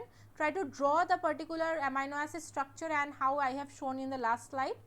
I think now all of you can answer it clearly. Again, I am saying, if after today's class and after I am sharing, after I share this slide and PPT, if you try by yourself in home, if you have any problem, let me know. Okay, I will repeat it again in next class. You don't have to worry. I will try to give you more elaborated descriptions so that you can understand. But first I want all of you to try yourself by yourself, read the PPT again and try it by yourself.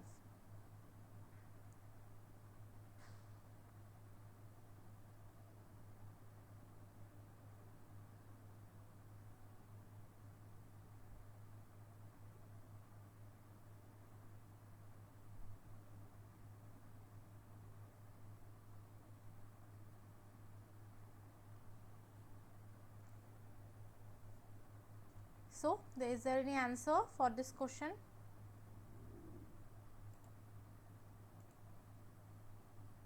Number C, number B, number C, number C. Let us say if now you have understood it or if you have answered it correctly. Very good. Number C is the correct answer, 9.74. This question, this also again you have to solve it in a similar manner. So, again now the thing is a basic amino acid. So, when there is a acidic pH, what will happen? The two amine groups, they will get protonated and net charge will be +2. Now, now when the pK is 2.18 means carboxylic acid, the pK 2.18 for alpha carboxylic acid means alpha carboxylic acid will now get deprotonated. We will have this structure which have a net charge of +1. The +1 and -1 means net charge is +1. Then the pK is reaching to 8.95, which is the pK value of the alpha NH3. Okay, so means this amine group will get deprotonated, the net charge will be 0, and when the pK is 10.53, this side chain residues pK, then it will, this amine group will be deprotonated, means the net charge will be -1.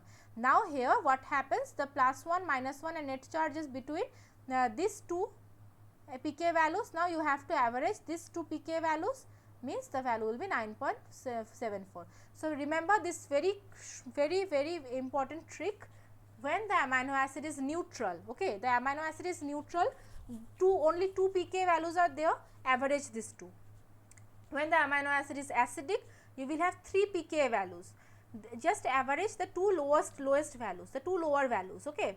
And when the amino acid is basic, just average two higher values. Here two higher values are 8.95 and 10.53, average these two, we will have the PI value. And when the amino acid is acidic like this, average the two lowest values, means 2.19 and 4.25, you will have the PI value. This is the simple trick, but this is the elaborated manner how it works, okay. So, I think now it is little bit more clearer. Let me know in the chat box, then I will move to the next problem. Is it clear now? Whoever were having the problem in the problem number 3, now is it little bit more clear? Okay, thank you.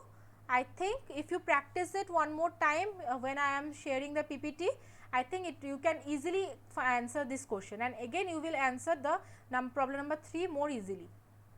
So, now I will move toward the next problem. Okay. So, problem number 11 says, which of the following statements is false? Number A, the enzymes are called artificial scissors for peptide bond cleavage. Number B, trypsin is highly selective for peptide bond cleavage for basic amino acids except arginine. Number C, peptidases are also called proteases. And number D, an enzyme with broad specificity is not suitable for peptide degradation. Which of the following statements is false? We will have to do it little bit faster because we have still a number of questions which we have to discuss today. So, I will be little fast from now on, okay. So, if you want to answer, please answer it little quickly in the chat box. Which of the following statement is false? The enzymes are called artificial scissors, number A. Number B, trypsin is highly selective for peptide bond cleavage for basic amino acids except arginine. Number C, peptidases can be called proteases. And number D, an enzyme with broad specificity is not suitable for peptide degradation. Which of the following statements is false?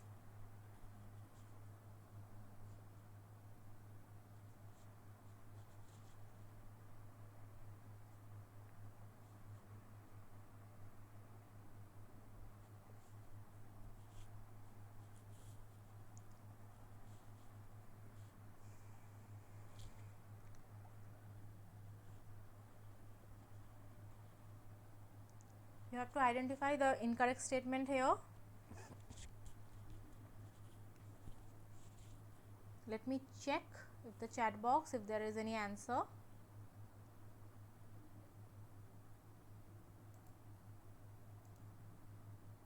Okay, I have few answers. Number A. So, all of you think number A is the correct answer, means the statement A is false. You all of you think. Okay, let me check if statement A is false. So, the false statement is number B. Okay, trypsin is highly selective for peptide bond cleavage for basic amino acids except arginine. Let me show you. Okay, yeah. First, let me show you what is the protease and proteolysis. Let us first understand what is proteases or peptidases. Okay. So, proteases and peptidases are the same enzymes that catalyze or break down the peptide bonds into in the proteins or peptides. Proteolysis is the process, okay, of controlled and uncontrolled degradation of protein or peptides. So, enzymes, these are called actually artificial scissors for the peptide bond cleavage. Peptidases are also called proteases, it is also correct, and an enzyme with broad specificity is not suitable for peptide degradation. For peptide degradation we need enzymes that have very concise, I mean the specificity. Okay, this must be very specific and very selective, otherwise we will have the cleavage at any point, which we do not want. We want a controlled cleavage of peptides during the peptide degradation. So, what is the difference between the protease and peptidase? Okay, the protein and peptidases are basically, so the enzyme which these are interchangeable terms, again I am saying. The protease an enzyme which breaks down the proteins and peptide. Peptidase is an enzyme which breaks down peptides into amino acid. So, hydrolysis enzyme which hydrolyzes peptide bonds, and peptidase is a type of protease. So, peptidases can be called proteases because but why the vice versa is not true. Two types of peptidases are the proteases are there. They are endopeptidases and exopeptidases. Peptidase is basically is the exopeptidases. They hydrolyze the internal peptide bond. The peptidases hydrolyze the peptide bonds at the end. They prefer intact protein. The peptidases prefer the small peptides. The proteases result in oligopeptides. The peptidases they results in single amino acid or dipeptide. The example of proteases are pepsin, trypsin, chymotrypsin, papain, elastase, and example of peptidases are aminopeptidases, carboxypeptidases A. Okay. So, what is the number statement number B says that trypsin is highly selective for peptide bond cleavage for basic amino acid except arginine. Actually, trypsin is highly selective for the hydrolysis of basic amino acid. This part is true, but not except arginine, but for histidine. The trypsin does not break when there is histidine, only the trypsin will break at the N terminal end or the trypsin will break the C terminal end whenever there are lysine and arginine, but it will not break if there is histidine. So, that is why statement number B is the false. Okay. The trypsin highly selective for peptide bond cleavage for basic amino acid except histidine, not arginine. So, now we will move to the next problem. Problem number 12 says which of the following statements regarding Sanger's method is false. Number A, this method is used to know amino acid from the C terminal end. Number B, reagent used in Sanger's method is 2,4-dinitrofluorobenzene. Number C, Sanger's method can easily distinguish between a cyclic and an acyclic peptide. Number D, the amino acids are identified with the help of HPLC in this method.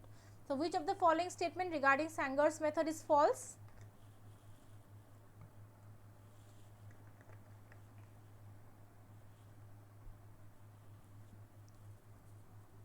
It is very easy and I know all of you can answer this very correctly. Which of the following statement regarding Sanger's method is false? Number A, this method is used to know amino acid from C terminal end. Number B, the reagent used in Sanger's method is 2,4-dinitrofluorobenzene.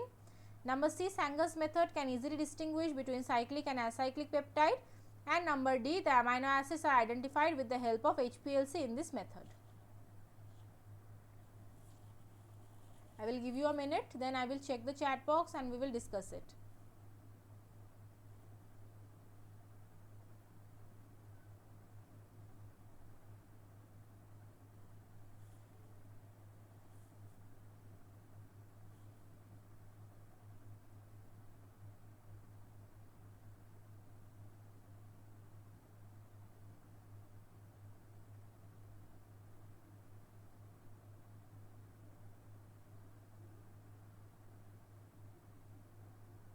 Let me check the chat box.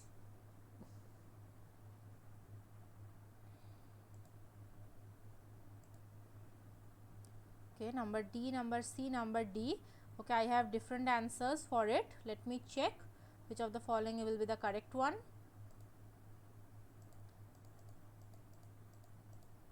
So, the correct answer will be the statement which is false regarding Sanger's method is number A. This method is used to know amino acid from C terminal, and it is wrong because Sanger's method is used to identify the N terminal amino acid. So, what is Sanger's method? So, Frederick Sanger has demonstrated a method to determine the amino acid of a residue located at the N terminal end of the polypeptide chain by using the reagent fluorodinitrobenzene, which is FDNB. Sanger showed for the first time that amino acids are covalently together by alpha and amino alpha carboxyl group. He suggested stepwise release and identification of amino acids starting from N terminal. He used reagent fluorodinitrobenzene or dinitro-fluoro-2,4-dinitrofluorobenzene, which is known as Sanger's reagent. It reacts with the free NH2 group of the N terminus. Upon hydrolysis, a yellow colored dinitrophenol derivative of N terminal amino acid is produced. So, this is the dinitro-2,4-dinitrofluorobenzene, or which is the Sanger's reagent, and this is the polypeptide chain which has a terminal N terminal has a free NH2 group, and this free NH2 group reacts with the Sanger's reagent, and this is the DNP polypeptide. Upon hydrolysis, this N terminal amino acid is released, and which can be separated and identified. Okay. So, statement number A, which says that the method is used to know the amino acid of C terminal end, is the incorrect one. So, now I will move toward the next problem. Number 13 says, which of the following derivative is formed in the Edman degradation of polypeptide chain? Your options are number A, DNP derivative, number B, PTH derivative, number C, DCC derivative, and number D, DNS derivative. Which of the following derivative is formed when there is a Edman degradation of polypeptide chain?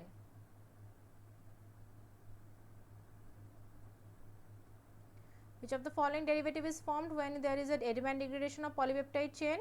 DNP derivative, PTH derivative, DCC derivative, or DNS derivative?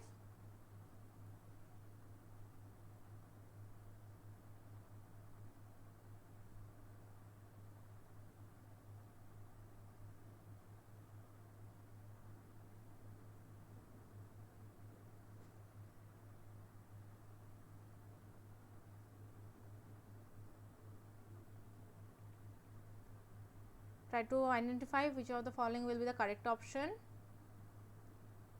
Edman degradation is another method to identify the N terminal amino acid. Okay. There is a particular derivative, like you have said, seen that in Sanger's method there is a DNP derivative. In Edman degradation, the derivative will be which one?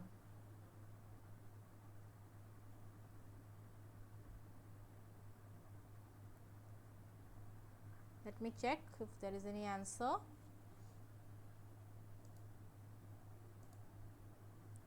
Number A, number B.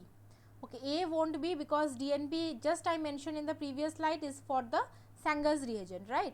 And for Edman degradation or the Sanger's method. For Edman degradation method, the derivative which is formed will be, yes, it is number B, the PTH derivative. Now, let me show you. This is called hydantoin. Okay. This is called thiohydantoin. These are the heterocyclic rings. These are very closely related with our Edman degradation. That is why I am showing you. So, in Edman degradation, this is the reagent phenyl isocyanate which is used, which is known as Edman reagent.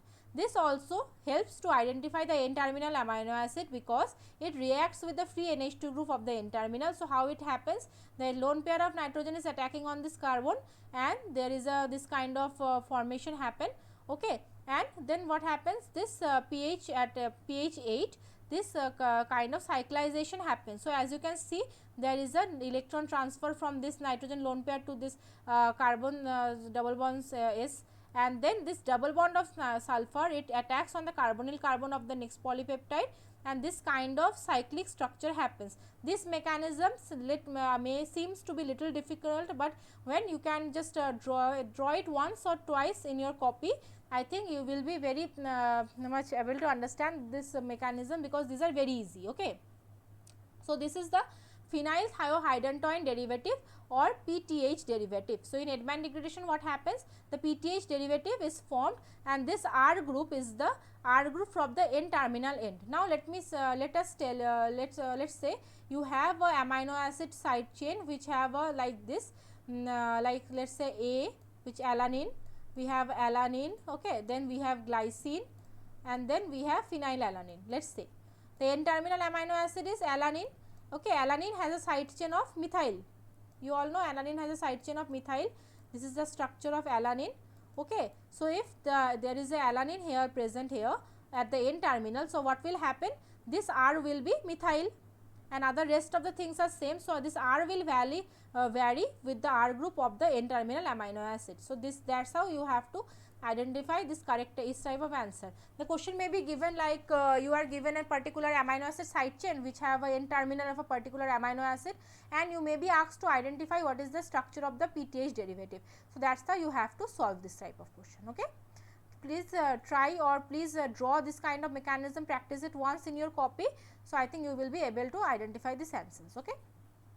Now, problem number 14 says cyanogen bromide is specific for breaking peptide bond associated with which amino acid? Your options are number A arginine, number B methionine, number C histidine and number D proline. So, cyanogen bromide is specific for breaking which peptide bond associated with which amino acid? Again I will give you a minute. Let me know in the chat box if you know the answer. Cyanogen bromide is specific for breaking which peptide bond, breaking the peptide bond associated with which amino acid? Number A arginine, number B methionine, number C histidine and number D proline.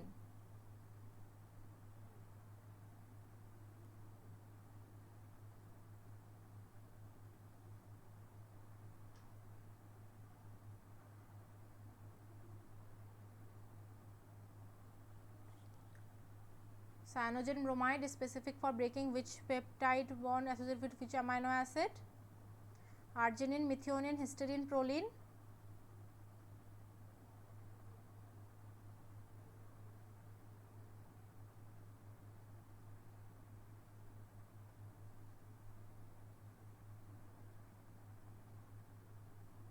Let me check the chat box.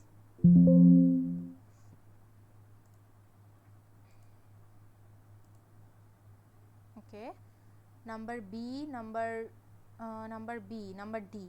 So, I have two different answers, number B and number D. Okay, let me check which of the following is the correct one. So, cyanogen bromide is specific for breaking the peptide bond associated with number B, methionine. So, whenever there is methionine, cyanogen bromide will break that particular point. So, this is the structure of methionine. Methionine has a sulfur. This is the reaction mechanism, okay. You do not need to memorize all the mechanism, it is I have only given so that you can whoever are interested understanding the mechanism, or the mechanisms can be given you in the final examination also. So, that is why I have added it here. So, as you can see, this is the structure of cyanogen bromide, it is CnBr. So, this is the sulfur of the methionine side chain, which is SME. It attacks this carbon and the bromine, the bromide gets eliminated and we have this kind of structure. Now, what happened? There is a nitrogen, okay. This nitrogen next to this next amino acid, it will act like this and we will have a cyclic structure, okay. And this cyclic structure forms a homoserine lactone unit with the because of the methionine. So, this is the particular mechanism. You need not to remember all the mechanism, but for final examination you may require the mechanism. So, that is why I have given it here. So, one thing you have to remember that non-enzymatic, this is known as the non-enzymatic cleavage, because cyanogen bromide is not an enzyme, it is a particular reagent, that is this is called the non-enzymatic cleavage of methionine residue by cyanogen bromide.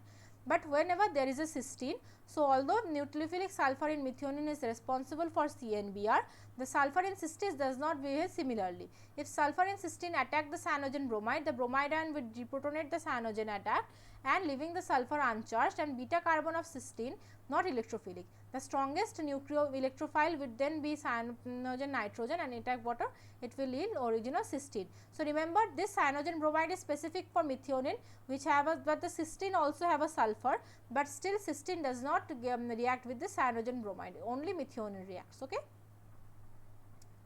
Now, next problem. Problem number 15 says, if chymotrypsin is used for the polypeptide chain methionine, tyrosine, leucine, tryptophan, glycine and phenylalanine and serine, how many fragments will be formed? If chymotrypsin is used for this particular polypeptide chain, how many fragments will be formed?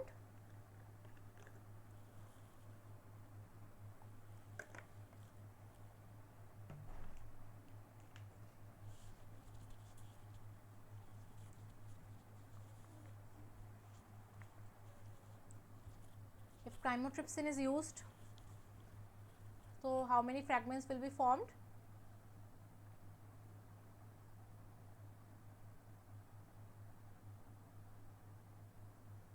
I will give you a minute because we don't have much time, but I will show you how to solve the question in detail.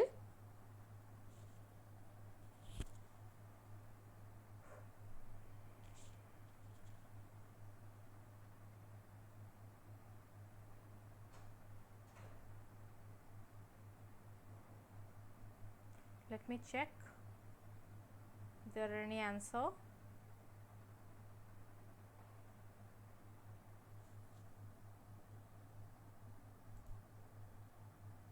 Two, number C and 2. Okay, number C and 2 are same or not? Number C. Okay, so you think it is number 2 or C? So I have the answer for the same.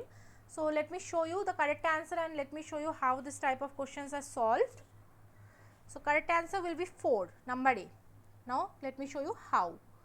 So chymotrypsin is a particular enzyme which breaks the polypeptide fragment whenever there is phenylalanine and tryptosine and tyrosine. So whenever there is a aromatic amino acid, it will break at the, see, chymotrypsin breaks the polypeptide bond involving aromatic amino acid at the carboxylic acid end. Okay. So whenever the carboxylic, so there is, let us say here R is the aromatic amino acid, then it will break like this. Okay. Now, but about chymotrypsin, one thing you have to remember is that the adjacent amino acid, there is one restriction. If the amino acid happens to be proline, the hydrolysis cannot take place. So next amino acid which is connected to aromatic amino acid happens to be proline, the hydrolysis cannot take place. Okay. But so remember, chymotrypsin breaks to the polypeptide chain at the aromatic side chain of carboxylic acid, the C terminal end of the aromatic amino acid, the chymotrypsin will break. So now in the question we have this met, tyrosine, leucine, tryptophan, glycine, asparagine and phenylalanine and your serine. Okay. So which are the following are the aromatic amino acid? We have tyrosine is aromatic amino acid, we have tryptophan is aromatic amino acid, and we have phenylalanine. So all the 3 cleavage will be there at the C terminal end of the tyrosine, tryptophan and phenylalanine, and we will have this 4 fragment, 3 cuts will we have, and we will have 4 different fragments. Okay. So remember, chymotrypsin breaks at the C terminal end of aromatic amino acid, tyrosine, tryptophan and phenylalanine, but if there is a proline next to the aromatic amino acid, it does not cleave. It is as simple as that. Okay. So now quickly I will move toward the next problem. Problem number 16 says, which of the following is the correct sequence of the hexapeptide based on the following statement? Amino acid composition are 2R, means 2 arginine residues, 1 alanine, 1 serine, 1 valine and 1 1 tyrosine. Then Sanger's reagent, it is DNPA. The Sanger's reagent, when is used on this polypeptide chain, we will have this DNP derivative of alanine. The trypsin digest give 2 peptide, one having arginine, alanine, valine, one have arginine, serine and tyrosine, and chymotrypsin digest we have 2 peptides, one have ARVY and one have R and S. So these are the informations you are given. Now you have to arrange these amino acids to form a hexapeptide which will follow all these 4 specifications. for this question I will give you 2 minutes. Try, write it on a copy. Let's check if you can do it or not. Read all the options very carefully. Remember what the particular enzymes are doing. I have mentioned it all in the previous slides. Okay, what trypsin does, what chymotrypsin does, I have mentioned it already. The composition is given to you and the Sanger's reagent derivative is given to you. Now you have to sequencify this 6 amino acid into a hexapeptide which will follow all the specifications. Try to do it. I will give you a little bit more time here. I will give you 2 minutes. Let's check how many of you can solve it now.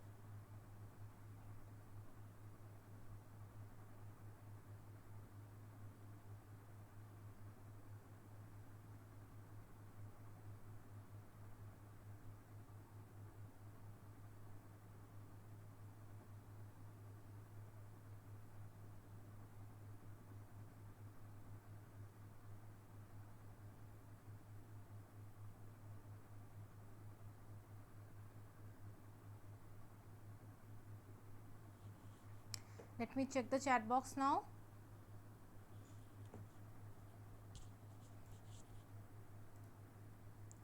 Okay, I have only one answer for this question, I think, which is number C.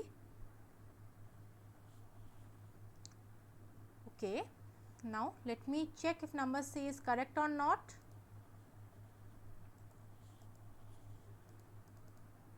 Okay, so the correct answer will be number B.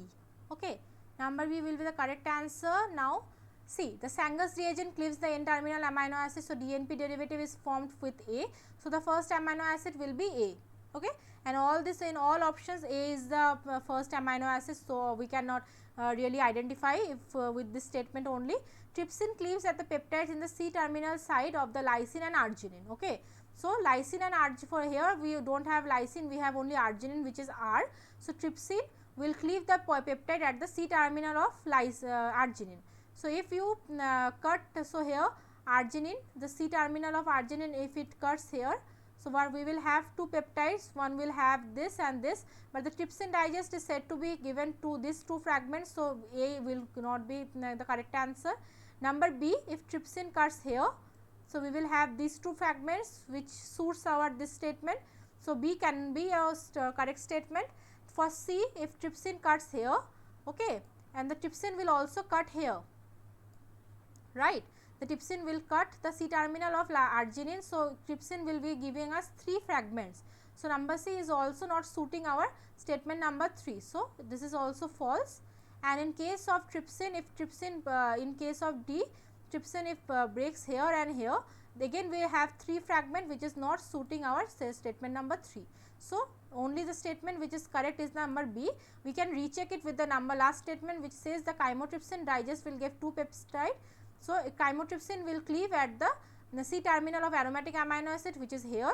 So we will have 2 fragment, one having 1 VRY, 1 VRY and one have S and R. So number B is the suiting all our statements, so number B is the correct one. That's how you have to solve these kind of questions. Okay. Now I am just repeat or saying all the next 4 questions. I will just show you the question and I will show you the answer itself, okay, because we don't have time. But if you do not understand anything, let me know, okay. So problem number 70 says which of the following is not a phosphorus based coupling agent. Okay, so the options are PIBOB, number A, number B DCC, number C HBTU and number D HATU. So, phosphorus based coupling reagent are basically used for a peptide bond formation. So, as I have shown in the first slide that peptide bond formation is between the amine group and carboxylic acid group of 2 amino acids, they form a peptide bond. But the reaction is not so very easy because the carboxylic acid, that group, this particular bond formation have a very high energy. So, it is not like you are mixing 2 amino acids and it will form a peptide bond. No, it is not that much easy. That is why we have to use several coupling agents. Now, the coupling agents can be different kind. So, the coupling reagent which is not phosphorus based is the DCC. So, this is the structure of pi bob which have the phosphorus, this is the structure of DCC. DCC is a very famous and very well used coupling agent in the peptide chemistry. Then we have the HBTU, this is the structure of HBTU, and this is the structure of HATU. Now, you can see pi bob, HBTU, HATU, all this compounds, all the coupling agent have phosphorus, okay, but DCC does not have any phosphorus. So, DCC number B will be the correct answer. So, this is peptides are amide linkage that connect amino acid. Amino acids have at least 2 reactive functional group, an amine and a carboxylic acid group, and in order to peptide coupling to proceed at high yield, appropriate protecting groups must be used to protect one amino acid or other, otherwise mixture of dipeptide will form like this. Typically, one carboxylic acid is protected as a ester and one amine is protected as a carbamate, okay, and this allows the desired coupling reaction like this, and these are the coupling reagent which are used to carbamate protecting group, like we have discussed it earlier also. If you read it, I think it will be clear to you. Now, problem number 18, it says that which of the following reagent are not suitable for deprotection of the following. This reprotection of the following, this is the CBDZ protecting group which I have already mentioned earlier also. So, which is the this is the free NH2 group of amino acid. It can be protected by using benzoyl carboformate, which is the have this structure. This benzoyl carboformate is also known as CBZCl, okay. This is known as the CBZ protecting group. This is a very important and very famous protecting group and very well used in the peptide chemistry to protect the free NH2 group, okay. But after protection, after we are done with our all the protection job, we have to deprotect it, this at the end of our peptide synthesis. Now, which reagent we will use to deprotect this particular CBZ protecting group? The options are number A, hydrogen palladium, number B, HBr acetic acid, number C, none, and number D, both. So, the correct answer will be here is number D, both. Both a hydrogen palladium and HBr acetic acid are used to deprotect the CBZ protecting group, okay. So, this group was used was one of the most important nitrogen protecting group as known as CBZ group. CBZ stand for carboxybenzyl. These are put on by treating the benzoyl benzyl chloroformate and a weak base. CBZ protected amines are actually carbamate, just like amides. They are no longer nucleophilic because nitrogen's lone pair is tied up in a conjugation with carbonyl carbon here, and they are resistant in both aqueous acid and aqueous base, but they have to use analogy with Debye cells, that is the benzyl group. So, to deprotect the CBZ, we have to use HBr, strong acid, which will react with this particular carbonyl carbon and which will deprotonate it, deprotect it like this, or we can use hydrogen palladium which deprotects the particular CBZ in a similar manner, okay. So, you do not need to memorize this particular mechanism, I have only given it for your understanding, but you have to remember the reagent which is used to deprotect the CBZ protecting group. Now, problem number 19, it says that which of the following statement regarding FMOC protection or deprotection is false? Your options are number A, FMOC stand for 9-fluoronyl methoxycarbonyl chloride. Number B, in case of deprotection, aqueous piperidine is used. Number C, inorganic bases can also be used for deprotection of FMOC protected amines. And number D, the extent of deprotection can be quantified with the help of HPLC in this method. So, which of the following statement is false regarding FMOC protection? I will just directly show you the answer and I will discuss it because we do not have time. So, the correct answer will be number C, inorganic bases can also be used to deprotect FMOC protecting amines. It is false, okay. This is FMOCCl, just like CBZCl, this FMOCCl is also used to deprotect the amine at the N terminal end of the amino acid, the amine of the amino acids, okay. And this protecting group is very important and very famous because this protecting group is used in the solid phase peptide synthesis, okay. and this is FMOC is known as the fluoronyl methyloxy carbonyl chloride, and this group cannot be lost by substitution in the manner of CBZ and TBOC because neither SN1 and SN2 mechanism can operate here. Okay. What is this? This is the acidic proton here.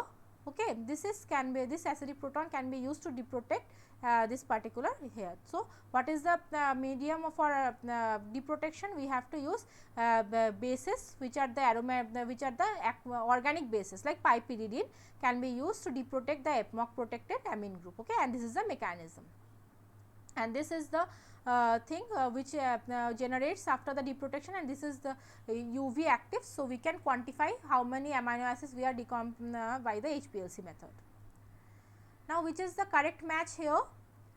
Okay, this number A here, as you can see, there is a ester group and there is a aldehyde group, and number A reagent, it is only reduces the particular aldehyde group, not the ester. Number B, this particular reagent,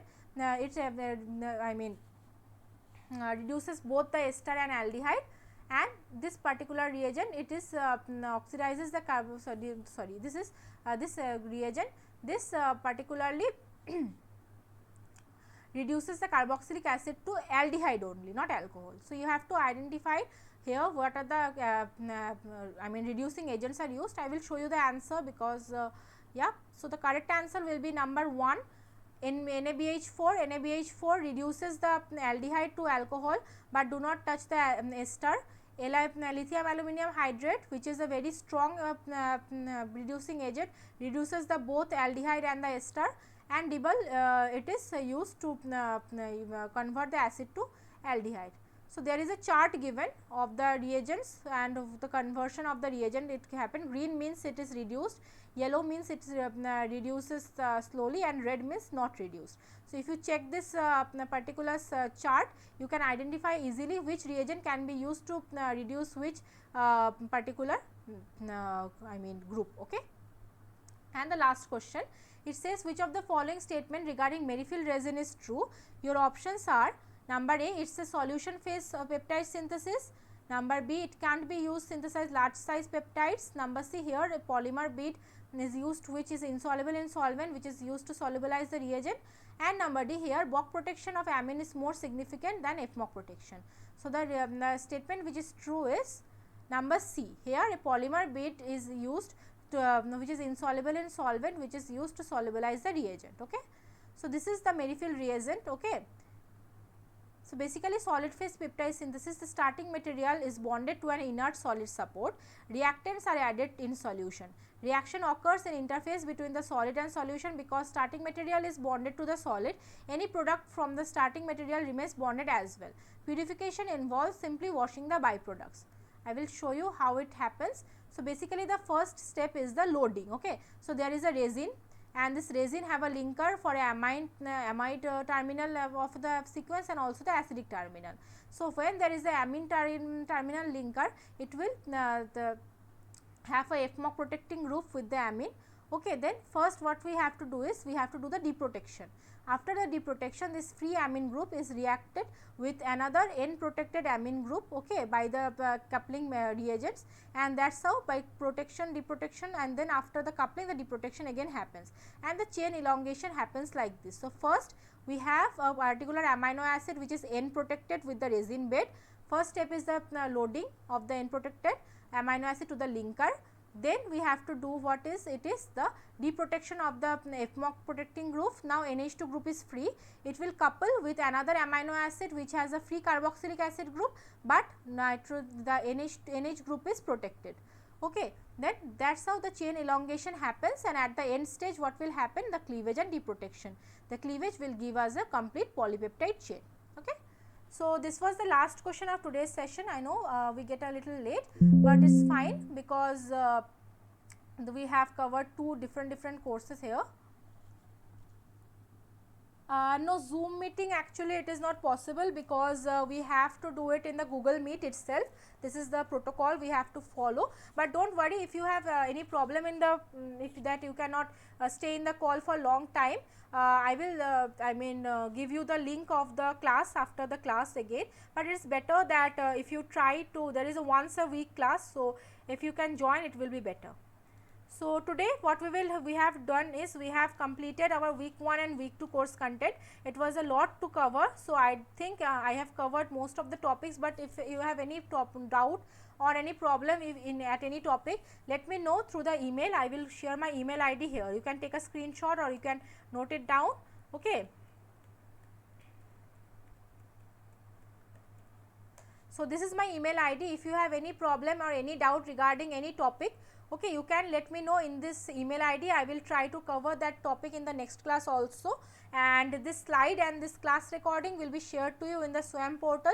Just go to the SWAYAM portal here and you will find a new tab, problem solving session. It will be generated in few days. In 1 or 2 days you will have a new tab saying the problem solving session. Here there we can go, you can go and you can find the today's lecture material, the class material, the PPT, and also the recorded portion of today's class. Okay. So I thank you all for joining. If you have any doubt, any query, please put an email to this email ID. Okay.